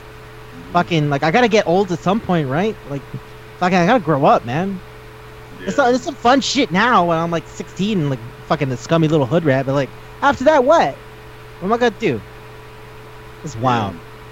Especially living in the type of environment that I do, and seeing those type of people, especially being related to them, like as family, it's a really like enlightening thing to like witness and like just go through. The fact that they chose Bozozoku is what cuts to me, because those were my dudes. Oh yeah, that shit hits home for you. That shit hits home for me. Those were my boys. Like, I hung around dudes like that. This is one of those shits. That's also why I think the Rizento look is still really cool. He has a fucking sick ass Rizento. I'm like, yeah, shit looks rad. I think myself. The shit got the collar all the way up to his back of his head. And shit. His jacket is covered in stupid, complicated kanji for like no reason. I bet it like makes regular ass sentences like, "Oh, I'm tough as fuck," but like Bozozoku love to use really complicated kanji to do regular dumb shit. That's amazing. His jacket is decked, son. It's amazing. Fuck, I love this guy. Fucking dope. I love this guy so much. He's great. The only person I like anywhere near as much is the person who's just like fucking adorable. Fujisaki's great. Oh, you know what? Coming back to this after a while, I'm actually pretty big on Fukawa. I forgot. I like kind of forgot what she was about. As I get older, I find myself identifying with Fukawa a lot more. I get where she's at. Like, yeah. What made me lose my shit was the thing about like where she goes like, so this guy asked me on a date and I was like, yo, okay, let's go to the movies. I was like, okay, cool. But she picks a Seijun Suzuki, father of Yakuza films, and drops like real ass names. She's like, yeah, Fight Elegy, Branded to Kill, Tokyo Drifter. Guys love that shit, right? And then Nagi's like, I guess. He's like, fuck you don't get it. Like, and she just starts describing his direction work, and I'm like, yeah, I love Akutaro. Fuck yeah. I'm amazed you brought this up, literature girl. Nah, this girl's got a lot going for her. And the whole thing about like she just writes out of delusion and doesn't really like go from herself. And then she drops Katai Takayama, the father of the Eye novel, and like Futon and shit like that. I'm like, oh shit, this girl real cool. I like her. Mm-hmm. And that's why the whole thing with Fukawa is trying to get her out from that like fucking self-defeating mindset. Yeah, she self-victimizes herself a lot, which is a very interesting like thing to witness to her in the following sequels, especially the spin-off Ultra Despair Girls. Yeah, because none of the main character, huh? Was that a spin-off? I thought it was no, it's a spin-off. Yeah, it's a spin-off. Okay. Yeah, but it's very interesting that you say that because she has a very self-victimizing complex about her in the first game, and the whole thing when you're hanging out with her, it's about trying to get her out of that shell. Yeah, trying to like have her, quit from trying to live in these illusions, because that's where the source of her writing comes from. It comes from these illusions that she knows she can never achieve. Or that she believes she could never have. That she believes she can never have. She can never have it, which in its own way becomes a self-fulfilling prophecy. Because it's not to say that she's a fucking awful person. She's weird, yeah, but she's not like fucking miserable. She's not Tanaka. Fuck Tanaka. Nope, nowhere near it. But yeah, like there's stuff about her that's kind of weird. But you're right. In Zentai Setsubo Shoujo, where she spends all that time with Agi's sister, and she like fucking gets the chance to like help someone else grow, and she like fucking comes into her own. It's very touching, and it's one of the reasons why like. Good. Yeah, Ultra Despair Girls is one of my favorite like games in that series, because it's just like the dichotomy between the two. It's all about her trying to help somebody else in that situation so she doesn't end up like them. Yeah, it's really great. I love the way that they reflect a lot of the other characters from one in that too, in their relationship to their family. Yeah, and Yeah, like from the jump when I saw that, oh yeah, it's gonna be the two of them. They're gonna be teamed up together for this game, and then I started learning more about Naegi's sister, and I'm like, oh shit, yeah, I want these two to become friends because that was the whole point of it, like how they can like become friends. Mm-hmm. And though she has like no talent whatsoever. She has that fucking mic. She has that microphone, son. Everyone was up with it about the gameplay part of it. People were fucking like, nah, I don't want to do the third-person shooter. What? Third-person shooter? What you doing? Like, yo, where's my Phoenix Wright courtroom situation, son? Where can I point at someone and say "Sore wa chigau yo"? Yo, man. Why can't I point at somebody? Yeah, why can't I memorize a bullet and shoot it? Yeah, man. Like, Ultra Despair Girls. That was one of my favorite games in the series. It's tight. I fucking love the little kids. The really little good kids that are heavily influenced by, the fucking school. Yeah, they're elementary. Oh yeah, the Warriors of Hope. Yes. Love them. Like there's so much there. It's fucking amazing. Danganronpa's a great franchise. I come back to it. Fucking amazing. Fucking amazing. It's still underrated, I think. But... Yeah, it's not a thing that's as out there as you expect it to be, for how good it is. I mean, you can see the odd article like on Kotaku and whatnot, but that's about it. Yeah, it's not that out there. I was gonna say it's not like out there. You don't see news shit about it a bunch. You just hear like opinion pieces like, "Hey, did you have a Vita? Did you not play Danganronpa? You probably should have." It's like, yeah, cool. Thanks. All this noise about Danganronpa 5 years after the fact. Thanks. Thanks. Where were you 5 years ago? Tell you what, the people were out there though. Like when I went to conventions and shit, like people were out there. It was pretty nuts. Even to this day, like last year when we went to Anime NYC, there was like still people dressed as Danganronpa characters. Yeah, it's a very like people still like the people who are in are really in, and I like that. That's part of being subculture. When you're in. Like it's still a thriving community. Like I'm sub to a Danganronpa Amino right now. Boy. Yo, we got every it day, and now it's nuts. Like every day it's just like I get notifications like somebody made like a new fan art or they made a new fan fiction and like it's constant. My phone's like constantly like ringing off the clock for this. I also have to update Amino because another thing happened recently. I gotta go annoy those people in the Visual K Amino and talk about guitar for no reason. Oh man. Oh shit. Yeah. So by the end of it, when you help Fukawa sort of get they're gonna say we're not sponsored by Amino. Oh shit! No, we're not. Oh shit! We're also not sponsored. We just like it. We just like it. It's a thing. It's a thing we do. This is not sponsored content. I can't imagine anyone coming to our show and going like, "I'd like to put my money here." This guy spends like a 20-minute joke about a snake being Dante. Let's go with that.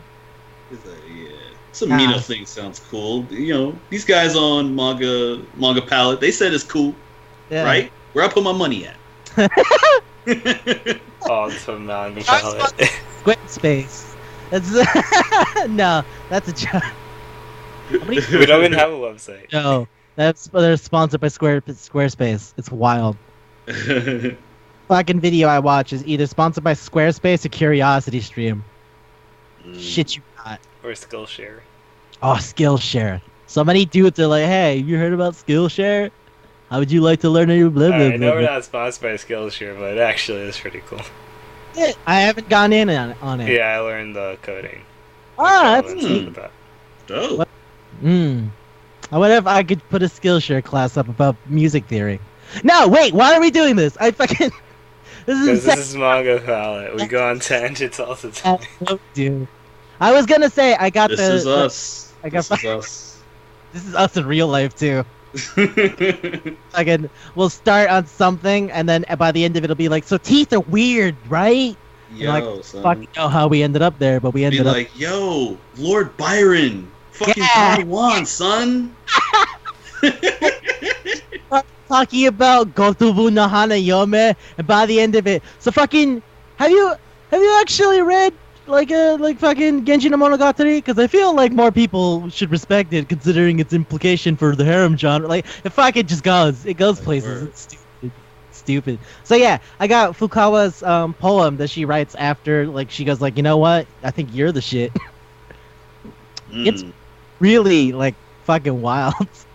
On a locked and rusted door, I dug my nails in and dragged them down. Warm blood mixed with old rust, flowing down my wrist.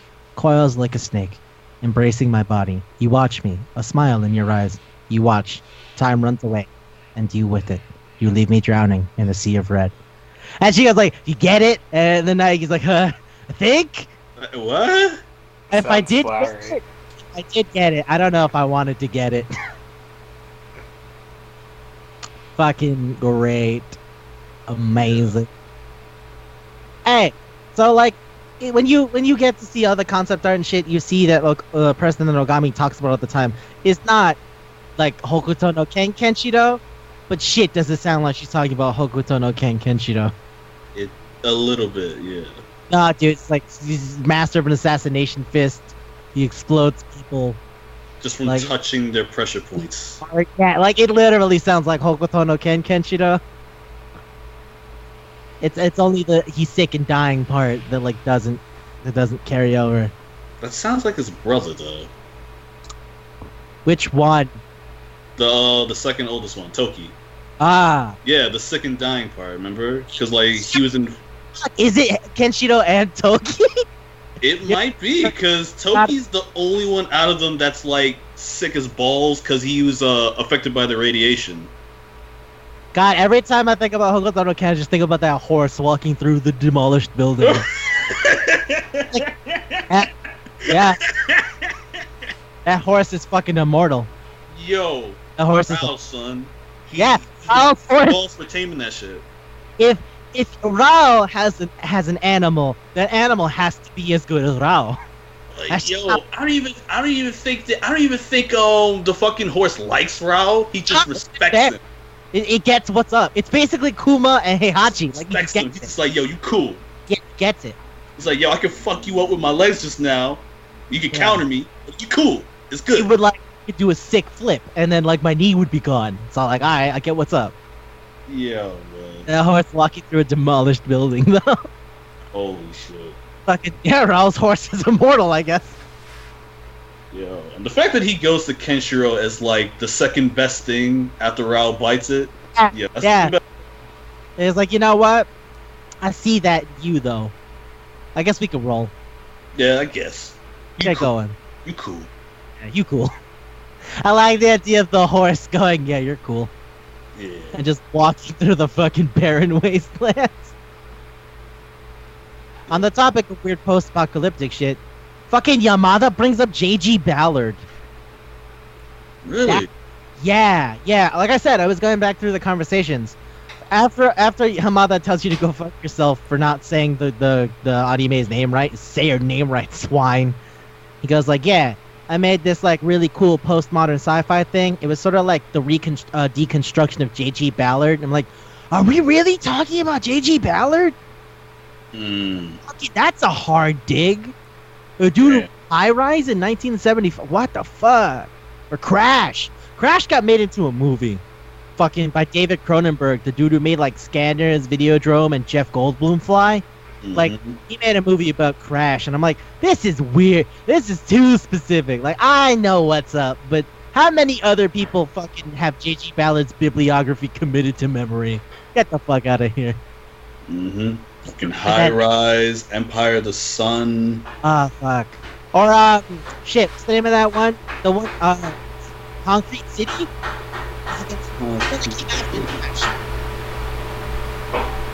Was it called Concrete City? I don't remember now. Because I remember a few of his books got adapted to movies. High Rise was one of them. Crash was one of them. Of course, High Rise. That's a fucking horror movie waiting to happen. Yeah. Was Wind from Nowhere adapted? I don't think so. Okay. But like, seriously, like just going like, yeah.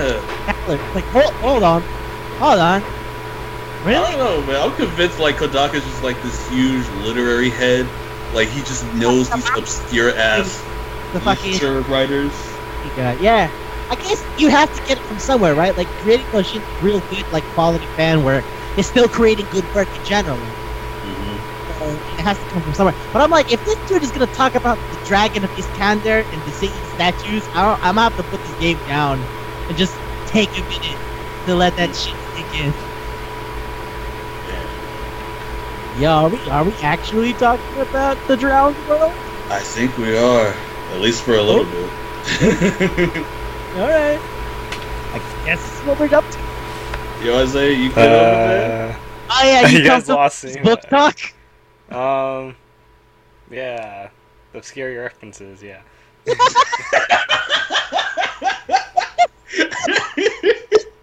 He said, yeah, obscure references, dude. Oh yeah, totally.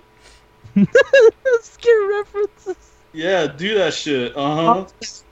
Bad taste with fucking God, what the shit? I can't remember his name right now because I haven't slept in like 2 days. It's the guy who did the Lord of the Rings movies that everybody talks about. J.R. Tolkien? Oh, not the writer, the director of the movie. Oh, the director. Shit. Yeah, he did Bad Taste and he did fucking Meet the Feebles, which is like the Happy Time Murders but good. Oh damn! That escapes me because I haven't seen the Lord of the Rings movies in years. No, Peter Jackson, is it? I think Was it Peter Jackson? Peter Jackson was the guy who fucking did the Hong Kong, the King Kong movie. He did that. Well, did he did Lord of the Rings? I'm blanking, dude. I haven't slept in 2 days. I'm not in the best frame for this. The fact that I named so many J.G. Ballard things, I feel is already a bonus. Okay. Oh man, he probably directed. It was Peter Jackson. Oh yeah, I'm looking it up right now. Yeah, it was him. Oh shit. Look it up. Is it? Yeah, he directed all 3 of them. Fuck. Oh shit. Yeah. That's crazy. Dude, Bad Taste, the first movie he made is fucking wild. It's like fucking aliens. That's what I mean, but like, yeah, obscure references. Talking about taste. So we move over to food. No. There's anything else? I got one more at least. I want to fucking talk about how Kuwata drops like real ass punk bands, despite only wanting to get into music to pick up chicks. That's wild to me. Because he was originally a baseball prodigy, if I recall. He's a baseball player. Yeah. And then he gets like, and then when you go hang out with him, he's like, "Hey, can I do like, I want to do something else. Baseball sucks. Baseball sucks, but I thought you were all about baseball." Nah, man. Like baseball just comes naturally to me. It's like easy, and like chicks like players. But like what I want to do is be a punk musician. He's like, be a punk musician? Yeah, I want to. Well, what he drops the Damned, the Clash, and the Sex Pistols. Like Sex Pistols and the Clash. Okay, they're relatively popular. I understand. Yeah. Know the Clash because they know Combat Rock from '82 with Should I Stay, Should I Go, Rock the Casbah. The one right before it in '80, like literally their 5th album out of 6. Before everybody dipped and Joe Strummer's just sitting alone with a bunch of fucking weirdos. But like the Damned, the where the drummer literally said, "My name is Rat Scabies now." Fucking like really? Machine Gun Etiquette is a dope album though, and the Sex Pistols are like the most well synonymously known with punk. But to fucking go for the Damned out of all of them, like if he had said the Germs and the Cramps, I would have been like, this is fucking too weird. Ah man. Yeah, when it comes to music, I'm sitting right there on the bench with Isaiah. When Will goes into that shit, he's like, "Oh, yep." Yeah, like fucking alright, the Sex Pistols, cool. They replaced their only actual musician with a heroin junkie named Sid Vicious, but then ended up committing suicide because he thinks he killed his fucking girlfriend, but he's not sure. I'll tell you what though, Johnny Rod fucking really sweet after that because he did Public Image Limited and Pop Tones on Metal Box. It's like a fucking cool song. And he did that shit live. Now what's the top of the pops? I think it was American Bandstand, where he like fucking just starts pulling people into the crowd because he's like, "Hey, if I'm gonna mouth this shit, I don't give a fuck. Let's just go." Or the Clash too. The fact that the thing is like, we're the only band that matters. And then like fucking on the 1983 fucking Us Festival tour when like Van Halen goes on stage. I know I showed you the clip, Isaiah. I showed you the clip of fucking of David Lee Roth being drunk out of his fucking mind. And like he goes, "I forgot the fucking word." Yeah, and there's another one from that same one because he's drunk the whole time. That's this guy like shooting him with a squirt gun, and he goes, "You better stop it, pal, because I'm gonna fuck your girlfriend." Man, Fuck, I That's love. such a threat. Oh, that's a Real hurtful, threat. a hurtful thing to say. That's like, ooh. Uh, Like you have to think about it. It's like, can like- you really do that? And then you have to look He's at like, he your could girlfriend. probably do that. David Lee Roth, He's fucking famous. He has a successful music career. He could probably do this. one of the most important bands of the late 70s and 80s as far as rock is concerned. And like, yeah, it could fuck my girlfriend. I should- do that. I should probably stop. this. And then like the day before that, the Clash played, and then like David Lee Roth is fucking goes, "Hey, give me that," and he makes a guy bring him a bottle of Jack Daniels, and he kills it. And then he goes like, "Yeah, this is real whiskey. The only people who put iced tea in Jack Daniels are the Clash." He's like calling them pussies, and he smashes the bottle on the ground. I'm like, this man should not be on stage. This man is too fucked up to be out here. Which explains why, like a few years later, they're like, "We gotta get him out of here. Fuck him." And they switched him for fucking Sammy Hagar. But yeah, now see, then I can go into a whole other thing. I'm gonna drop it there. But the point is, I was like, I can't believe you fucking called out 3 real-ass punk bands for no reason. Like, the Clash and the Sex Pistols really popular, but the Damned? Fucking, do people just quote Love Song? I don't think they do. I really don't. It's wild. Wild shit. Any excuse for me to just go off. It's there. I try not to, but like, damn, man. It's all you, baby. Yeah. Here you couldn't join me.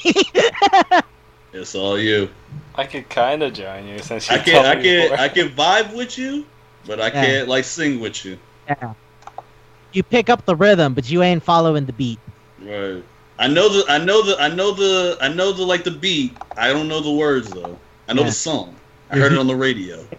I heard it. I think I know that. Is that the one that goes like da da da da da? It's like no. It goes like da da da da da da da. And then we ask like 2 more people, and the shit just turns into Cromartie High School. Oh, we just form a fucking choir. Like here's hum this shit. It's dope. I need you to fucking set the low range. You got the voice for that. Okay, but yeah. So see, now we can go to food. Unless you guys have anything else? I mean, Shad. Fujisaki's the best. Shizaki's the best. Did I just say that? I'm gonna put that out there. Fujisaki's the best. Fujisaki's the best. The first thing he fucking does is he goes like, "Hey, I got bit by this mosquito." It's like, "Did you get bit when you were sleeping?" "Nah, I was awake." "Did you not notice?" "I noticed, but what?" "Well, I felt it bite me, and I looked down, but I didn't do anything. I just kind of watched it." "Why wouldn't you kill the mosquito?" "Well, because I didn't want to kill it. I mean, if it was hungry to suck that much blood, then like it would have been sad to not let it have anything." And then I get just like, "But it's a mosquito." Right. So food. Oh wait, actually, one last thing I wanted to say. I wanted to read the name of the trophies for making friends with them because they're all movie titles. I forgot about. So for finishing Ishimaru's, his thing is the devil wears a high school uniform because the devil wears Prada. Yeah. Kogami gets the game Hungers. Hunger Games. He gets Rebel without a high school degree. Nice. Rebel without a cause. James Dean. Fucking Kuwata gets almost famous. They just added another almost. Mm-hmm. Yamada gets lost in translation. Lost in translation. Good Bill Murray movie. Fucking Hagakure gets the 6th nonsense. Maizona gets psychic. Which I can't tell if that's just because she says psychic all the time or if that's supposed to be psycho. I think it's Psycho. Is it might psycho? be Psycho, yeah. I just kind of imagined, And then Psycho. Kirikiri gets Hope's Peak Confidential. Which is, I thought at first that was LA Confidential, but then I thought about it more and I was like, no, wait. High School Confidential. That makes more sense. It's literally high school. Asahina gets Mystic Donut, which is a reference to a fucking really weird cult movie. Oh, yeah, it's a real Mystic thing. Pizza? It's a Mystic Pizza. Yeah. Mystic Pizza. Yeah, it's like fucking one of those coming of age movies. Fukawa gets Strangers in Her Brain, which makes sense if you play the game. Play the game. But yeah, so it's Strangers on a Train, the fucking Hitchcock movie. Mm-hmm. Ogami gets Love Sport, which is blood sport. Bloodsport, yeah. I love Jean-Claude Van Damme punching people in the dick. Oh yeah. The Celeste gets the French Disconnection. French Connection. A little overt on that one. Enoshima gets Memoirs of a Fashionista. Memoirs of a Geisha. And Fujisaki gets one. I'm like, oh, really? But I guess, because you're friends at the end of it. Fujisaki gets Goodfellows. As in Goodfellas. Mhm. The movie about the fucking mafioso guy. Makes sense, considering he's trying to be, like, manly and shit. Big, cool, tough guy. Yeah, so I'm like, oh, really? I mean, yeah, I guess that makes sense. And you guys become close friends. And also, at the end of school mode, after you get all the friendship things, you can go on dates. Mm-hmm. Like real-ass dates. Mm-hmm. Where you gotta ask them to go to specific places. And guess what your prize is if you finish the date? It's under... Oh, wait. I already knew that, yeah. You do that! What the fuck? You played the game. It's underwear with the sickest designs, too. It's underwear that says a lot about them as a person, which is weird. Yeah. Yeah. That's Like, the best underwear, right? Yeah, oh. Fujisaki wears bloomers, so that way you can't even tell, even if you do look up the skirt. Mm-hmm. Who knows what's hiding bloomers? You can't tell. So I remember also Hina's description because I was like, that's jeez. It's like they're plain and they're white and they're normal, except when they're wet they become transparent. I'm like, really? That sounds like a porn thing. Okay, sure. If you say so. Whatever. But yep. So if you want to hear the rest of them, play the game. I guess there's a lot of game, guys. There's a lot of us saying play the game. Okay. Now it's food. Okay. This is hard. This is like real ass food. It's a I want to meal. say it's got a meat, but it's not like a full meal. I think it needs stuff with it. So it's like a burger. It's a burger with... But a But like burger's with too what? accessible, right? Do you think so? Yeah, this is like, you can get a burger anywhere. Any place you go. You could get a lot of death games though. I feel that people just don't look for them a lot. But this is so definitely... it's usually in places where most people aren't really privy to. Okay, how about this? Ribs. Ribs. You gotta go to the right place for ribs, depending on what you want. Yes, I agree with that. They're around. Because find them. just because one smokehouse sells it and makes it, doesn't mean it's the same thing as the other one down the block. And you gotta go to that really specific spot. Mm-hmm. To get the Whatever good ribs. part of the country you're in, it tastes completely different. Some folks use vinegars, some folks use like ketchup-based shit. Like it's a whole game. Exactly. So, how about ribs? What about the side dish? Yes, it'd be fries. Ribs with... I don't know. I feel fries are accessible. Mm-hmm. Okay, so ribs as in you have to go somewhere really good to find it, but it's also accessible. Yeah, fries works. Yeah, ribs and fries. You're like ribs are like, it has to be a really good kind of death game, but you could get into it. Oh yeah. That sounds like not accessible. Yeah, does that work? Yeah, it works. All right, we did it. Yeah. So now it comes to a thing we've been doing for a while now, but I'm not sure if you've been keeping up with our show. How about shut the fuck up? It's time for the news. Shut the fuck up. Shut the fuck up. I have a news article to inform you with. Are you ready? Let's go. Go ahead. Tejina Senpai is getting fucking like a whole show now. And I don't know how to feel about that. Because I love Tejina Senpai. Isaiah? Do you know Tejina Senpai? No. Okay, so girl who does magic is also really clumsy and not the best at it. Guy is trying to help her get her shit together. Romantic hijinks ensues. That's another romance thing. You know it's a romance thing. Come on. Who am I? Let's be honest. like my kind of party. Oh shit! Did you hear Cocoa Wild Greenwood is getting a stage play? Is it? Yeah, it's a weird thing I thought to pick, but you know this is happening. But yeah, guys, fucking get ready, Tejina Senpai's getting on TV. Huh. God knows who said let's go, but I mean let's go. I wanted it to go. I'm happy about where it went. Shit, man. All right, Manga Chef Isaiah, what do you have to say? Bloodstained Ritual of the Moon's coming out. Is it?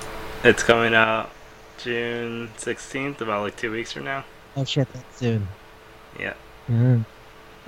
Interesting. And then, if you don't know, it's a Castlevania type game.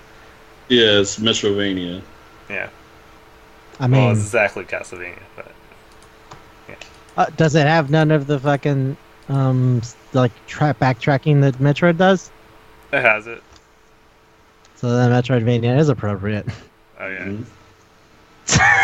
Mm-hmm. But can't you say it's more Castlevania than Metroidvania? Yeah, I didn't mean aesthetically. I just meant gameplay wise. Oh. I mean, those are two different things. Game genres are stupid because game genres can either be about the feel or about the look or about the play method, and then you get like fucking crazy specific shit, you know, like third person horror shooter, like fucking action shooter.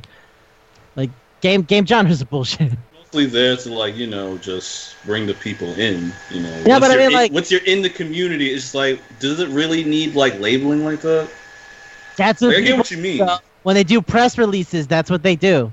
Yeah, that's how they get you in. But like when you're in the actual like industry or just the community in general, and then you see like games come out with like all these other, like they adhere to one genre, but then they have all these other elements that borrow from other genres, or they just like combine them all together. It's just like, what the fuck is this?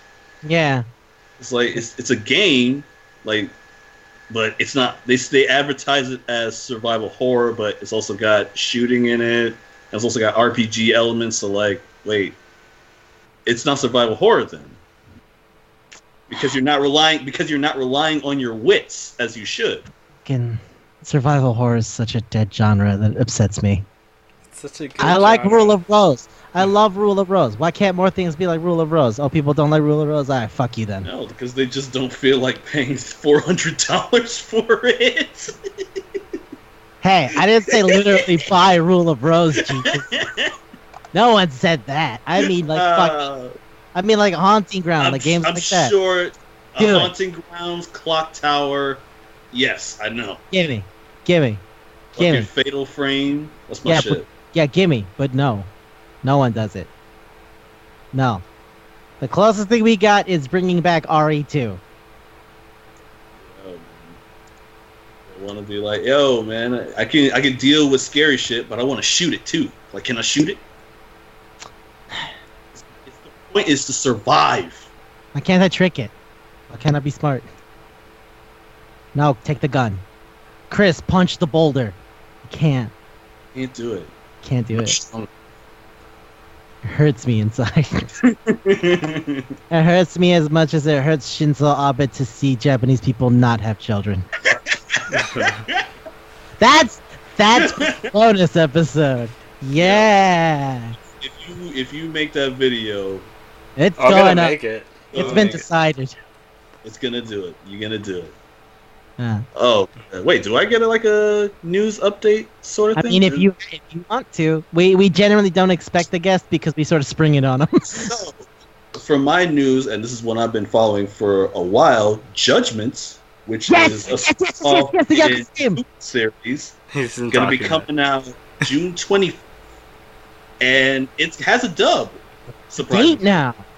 it has a dub, Okay. and they are going really in depth with it. There's voice actor interviews and Hey, everything. see Sun wants to be on it. Huh? Press DD, Sun Wong's gonna be in it. I think so. Yeah. I know that because I've also been following it. Yeah, fucking, it has, the cast surprisingly has like a good amount of star power in it. Like if you listen to like English dubs since, I don't know, like the early 2010s, it has Crispin Freeman, it has Jeremy Lee, I think it has Max Middleman in it.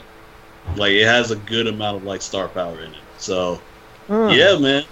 And for those who don't know, for people who are like a fan of the Yakuza series, a dub is a thing that we haven't gotten in a really long time. 2? No, since the first one. Did 2 not have one?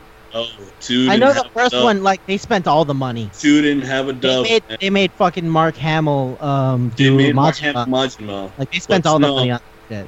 Yeah, 2 didn't have a dub because like they cut it after the first one. Like they said, like, nah, man, too sweary. Stop it. To be fair, they spent too much money on it. Yeah, like the budget was just like not big enough to like house all those actors plus Mark Hamill. Yeah, Mark Hamill, Michael Madsen. Like you guys got like regular ass actors. Mike Madsen was in it?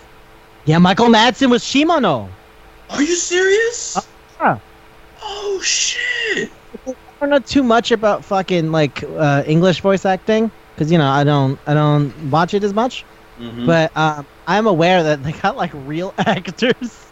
That's crazy. And I'm not saying that voice actors aren't real actors. I'm just saying like they have a specific skill set. Like yeah, like just genuine actors. It's just fucking weird to like get like it's like when they got Kevin Spacey to do Modern Warfare, whatever. I was like, you got Kevin Spacey. His entire thing is his face. What do you? And then they like just scanned his face, and I'm like, all right, I guess that works.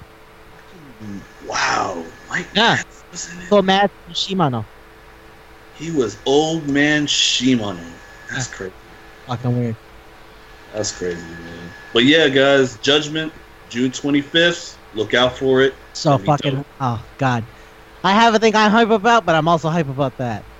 And yeah, that brings us straight to our next event. Oh shit, get hype. Oh shit. Get hype. Oh shit. Oh shit. Manga Chef Isaiah, you go ahead. I want to talk about Converker and Skullgirls.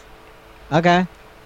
So, what happened was, usually the person that wins Converker for Skullgirls is Sonic Fox.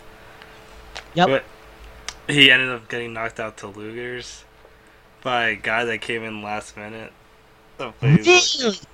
Yep. Signed up for the pool of death. Yep.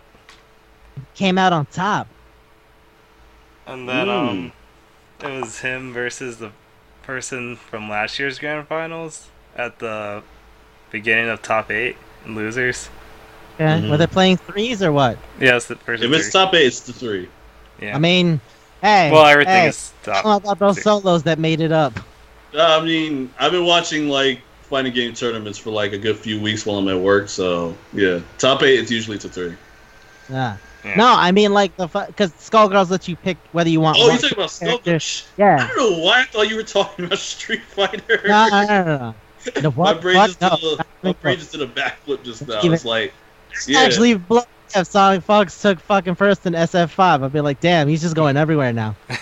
Yeah, because he's in Mortal Kombat right now, right? He's doing like 3 games. Dragon Ball Z. He does fighters, right? Yeah. Yeah, he does it. Yeah, he was at a tournament last year. If he just came in and was like, guess what? I'm on SF now. I'd be like, damn, this kid gives no shits.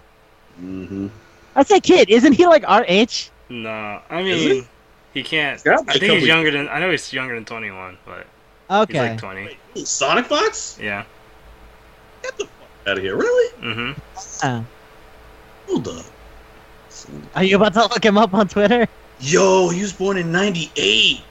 Okay, so it's 2 years younger than us. No, he's a few years younger than us. Damn. Not crazy younger than us. Yeah, he's like 20. A couple years. He's like 21. Yeah. Huh. And he's been winning like tournaments and various fighting games left and right. That's crazy. Since he was 11. I mean, him and his brother are like fucking like violently competitive against each other. So that's how they sharpen their teeth, you know. That's crazy. It's basically like hanging out at fucking next level. And playing Third Strike all the time. That's what I did yesterday. And somehow I'm not surprised. But yeah, he ended up making it all the way back to grand finals and winning. Wow! That kid don't stop. And he beat the person that sent him to losers with his solo. With a solo? Yeah, see, that's what I was wondering. I was like, hey, Rashad, just so you know, since Skullgirls lets you pick solo, duo, and trio, sometimes solo players get to top 8. Mm. Wild shit to watch one But you can go character, solo, trio. three great. people. Yeah. That's dope.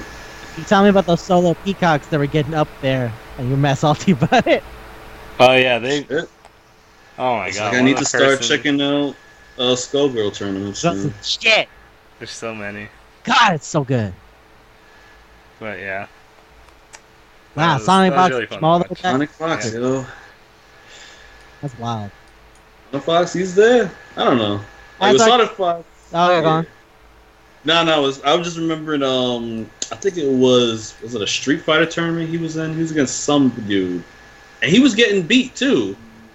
And all of a sudden, he stops the match because I guess he didn't like the side he was That was on. Fighters. That was Fighters. Yeah, it was versus Goichi.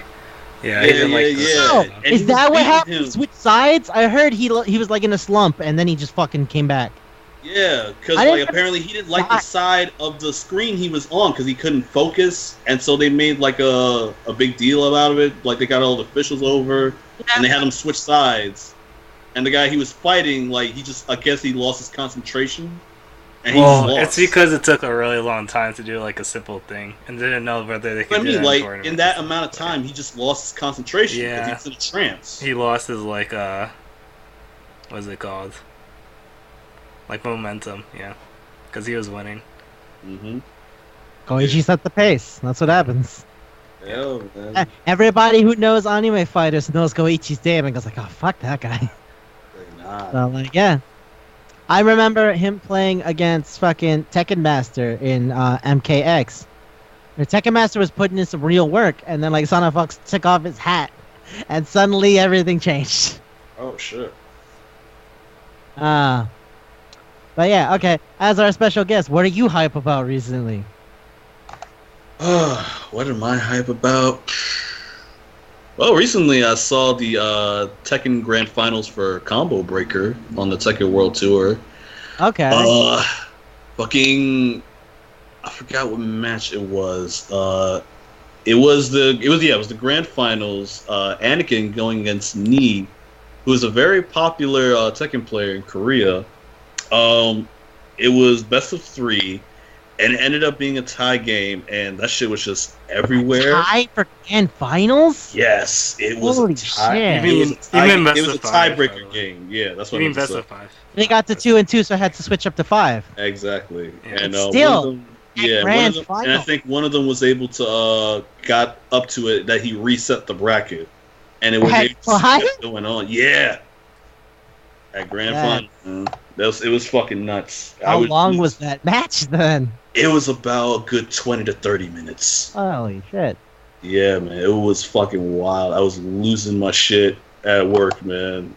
It was. I was so lucky. It was a fucking graveyard shift too. Yeah, I Mhm. can't watch fighting games when I'm at work or anything. Be too hype. Yeah, I just couldn't concentrate and getting work. My done. shit. Like I tried to watch it at work yesterday, but my fucking supervisor was sitting right next to me. I'm like, yeah, I can't do this shit. I mean, like, it's not that he makes a big deal about it, but I'm supposed to be watching the cameras, so And you're not. You're watching somebody get sweeped. right. Okay. But yeah, man, that shit was it was a incredible match. Just like two guys just duking it out, you know, with really good skill set. It was a really dope match to see. It was one other match before that. I can't remember who was fighting, but it was a moment where it got to like the close second, like they were about to like finish one each other off, and one of the goons was playing as a Kuma, and he was about to finish him off, but all of a sudden Kuma goes into like EX Fireball and dodges the hit, and then kills him at the same time. I'm like, yo, that shit's dope. But yeah, that was my oh shit, it's hype. Hmm. I can't remember the name of who was fighting, but that was it. Okay. Okay. Isekai is a thing. Everybody know Isekai is a thing. Okay. Most of the time, do you give a fuck about Isekai? No. No. Yo, Right? man, nowadays I just Isekai's tired. It's been like 6 years. It's really tired. It's like 6 years. Because Just- you know what the whole thing is? Why so many of them are coming out, especially as light novels, they're figuring out that's the easiest way to get paid. Want to get money, you get money. Like, yo, man, you want to get money? You want to get known as a writer quick? Write a story about some blank ass dude getting sent to a fantasy world. But you know what's dope? Thanks, When Rashad. isekai's actually fun. Like isekai's legitimately fun. Like Spider. Like the girl who goes into Spider. Yep. Yeah. Nani wa kumo desu ga? Yep. It's dope. Mm. Right. Actually, it can really like be good. Like if you feel like the passion is behind it, You like the person, you can follow. Oh yeah, That's my thing. Is I gotta like who I'm looking at. yeah. Like Overlord's cool. I haven't been able to get into it. I've seen a few things. I get it. It reminds me of this other manga I read where like the guy comes in as like a big cool sick demon, but he role plays the demon. And he's like, I'm just gonna pretend to be this cool sick demon because I'm a huge fucking weeby otaku, like just lonely. Yeah. Yeah, it's definitely like that. I was worried at first because I thought they were just gonna pull like, oh yeah, he's constantly like overpowered and shit, you know, and he just has no sort of like threat that goes against him. But like, no, he gets challenged here and there, and the power that he holds is from like months and months and months of grinding, so it makes sense, you know. But I have yet to finish the first season, but I'm liking what I'm seeing Aren't so there like far. 3? Yeah, they're up to season 3 right now. Wow. Okay. Up to season 3 right now. Konosuba is good because it's just like straight up parody of the isekai genre. I wish I laughed once. Yeah? Yeah. It wasn't that good for you? I never laughed once. I laughed Damn. ironically, and that made me fucking mad. Ouch. I'm Yeah. so sorry to hear that. Dude, that's how I felt about going to fucking see like Spider-Verse. I never laughed. I liked everything. I loved everything about it. Well, I mean, I love the look. I love the vibe. I love the whole attitude. I just didn't laugh once. You know what? No, that's a lie. Were you supposed to laugh? I laughed. Yeah, they tell jokes. I mean, yeah, they tell jokes, but I'm but I pretty never sure, laughed. You know, it's just like, you know, because Spider-Man's supposed to be about quips and shit. Yeah, but I That just never comes with laughed. the thing. That's my point. But like, I'm supposed to laugh. I laughed once, and it wasn't intentional. I'm gonna be honest with you. I fucking love Spider-Man. I feel like it's an 8 out of 10 movie. I feel like anybody who, even if you're not into comic book movies like me, like you can really enjoy it. You can really get into it. It's it's an amazing aesthetic. It's an amazing story. Like everybody connects with each other. It's fucking cool. I just didn't think any of the jokes were funny. There's one time I laughed, and I laughed at something that wasn't a joke. Well, at least I laughed at part of it, but not the part that's supposed to be a joke. So movies have this, or at least the comic book movies that I've seen have this habit of undercutting a serious moment by doing a cutaway gag, right? Like in Guardians of the Galaxy, there's that part where everybody's standing and getting all emotional, and then Rocket stands up and goes like, "Yeah, here we are, standing like jackasses." I'm supposed to laugh because it's undercutting the seriousness of the moment. I don't think it's funny. I have an idea what you're talking about. But It's just a thing they do. It's a thing they do. Where like they'll be serious. No. Like, I know the concept, but like you said, there was a moment in so Spider-Verse. Like I think I know moment. which one you're talking about. There's one moment where he's getting chased around the fucking underground by Kingpin, and he avoids getting hit by a train. And when the train doors open and they're about to close, the train says, "Oh yes, then closing doors, please." Yeah, that made really. And that made me laugh because I was like, "Oh fuck!" He's like, "Oh shit, yeah," because it's New York, right? Yeah. That made me laugh. not the fact that it's undercutting the serious tone, but rather, oh shit, I can't believe they got that in there. Yeah, all right. I'm surprised how they got that in there. Like they just like that's legit. I heard that voice. They just got an MP3 of the fucking train announcer somewhere. They go to the MTA and they're like, "Hey, can we borrow that real quick?" He's like, "We need it for a movie." The flash drive. The flash drive. That's cool. That's cool. That's crazy. Talk to 311. It's whatever. Like, that made me laugh because I was like, "That's super real." I hear that on my way to work sometimes. I hear that every day. Yeah. Every day when I'm on my way to work. Fucking crazy. That made me laugh, and that's why I'm like, it's weird, you know. Whenever I have to see something that's funny and I don't laugh once, it makes me feel like fucking like, well then, what the fuck am I doing? So like with Konosuba, none of the jokes hit it for you. Nah. It's just I get it. I get what it's doing. I just don't think it's funny. You know, like, and I think that's just because my sense of humor is really skewed and weird. You know. So like I just figure like, oh, the direct parody isn't funny enough. I need it to be over the top. Like Always Sunny in Philadelphia is hysterical to me. Mm-hmm. It's only funny once you have years and years of sitcoms that are just fucking rubbing you the wrong way. Mm-hmm. Like, I can't fucking stand sitcoms, so It's Always Sunny, which goes out of its way to shit on sitcoms constantly. Pepe Sylvia. Who is this Pepe Sylvia? Fucking, like, or they spend an entire episode talking about TV shows, replacing TV shows with bars. Mm-hmm. Right? Where they're like, oh, did you hear about the best bar award? Oh, we want to do the best bar award. Yeah. So they go to other bars that represent, like, fucking cheesy, regular sitcoms. Like, they have a guy come in and they're like, hey, I've heard it's better than an orgasm, and somebody else cuts in and goes like, not that he'd ever know, and they like laugh. Because like every bar has a different joke, just like every TV show. It's like a sitcom. It's like How I Met Your Mother or whatever. That's really like, good. And and then they're like sitting there, but then because the what you would call the protagonists are like fucking stupid, vapid, selfish, fucking idiot people, the fact that they like it is like derogatory. They're like, I don't really get it. Oh, yeah, I like that dynamic. Yeah. I would like to come here every week and see if they still have witty banter. Like, it's so hateful towards other sitcoms. That in and of itself. It's like, only the lowest of low would like shit like this. Exactly. Like, if you take out the laugh track from most sitcoms, it's just depressing and weird. Oh god, have you seen fucking fucking clips from iCarly without the laugh track? Or just any Dan Schneider show? Yeah, that sounds horrifying. Oh Jesus, it's so scary. Like 5 seconds. It's so fucking scary. So like I don't generally enjoy stuff like that. So when I like something, it's because I really, really dig where it's going or who I'm following, right? Like looking at Danganronpa, I like that everyone's like real people. Like the death game is fun, but there's a lot of death games that exist out there. Not all of them are all that memorable. Mm-hmm. But the ones that stick with me are the ones where the people I'm looking at are interesting enough to keep me going. And I think Danganronpa has a benefit to that in having like 15 people who are all real, you know? Right. That's what's I mean. So, I don't really like Isekai. Mm-hmm. Love this one. It's fucking dumb. So this is one of those like light novels that has a sentence and a half long title. Mm-hmm. So it's 通常攻撃が全体攻撃で似ないか攻撃なお母さんは好きですか?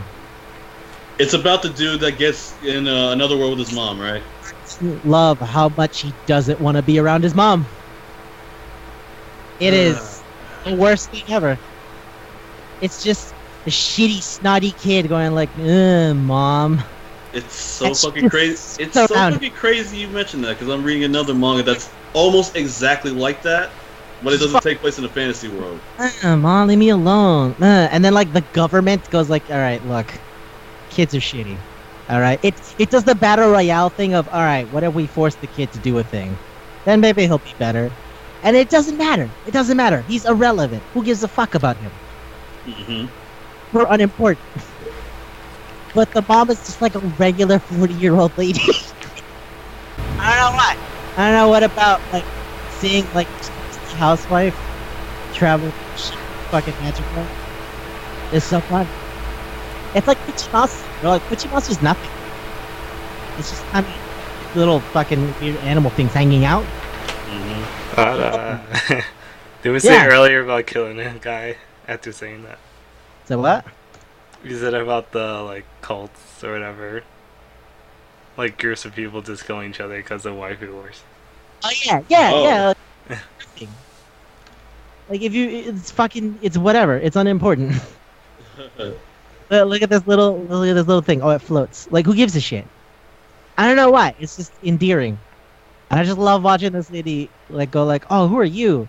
Oh, that's delightful. You're a nice kid. And his son's just like, Mom, please. Please, Mom. Yeah, isekais, man. But some of them are fun, like, yeah. I'm good fuck. Yeah, that's what we're saying. Like, a majority of them, it's tired. It's a really tired thing now. In like, how many years? Shit. Holy shit. Oh, y'all heard that? Yeah. Damn. Wow. Oh, God. Wow. I guess the storm's rolling in. Oh, yeah. The storms approaching. With that in Yeah. mind, fucking, I guess we're done.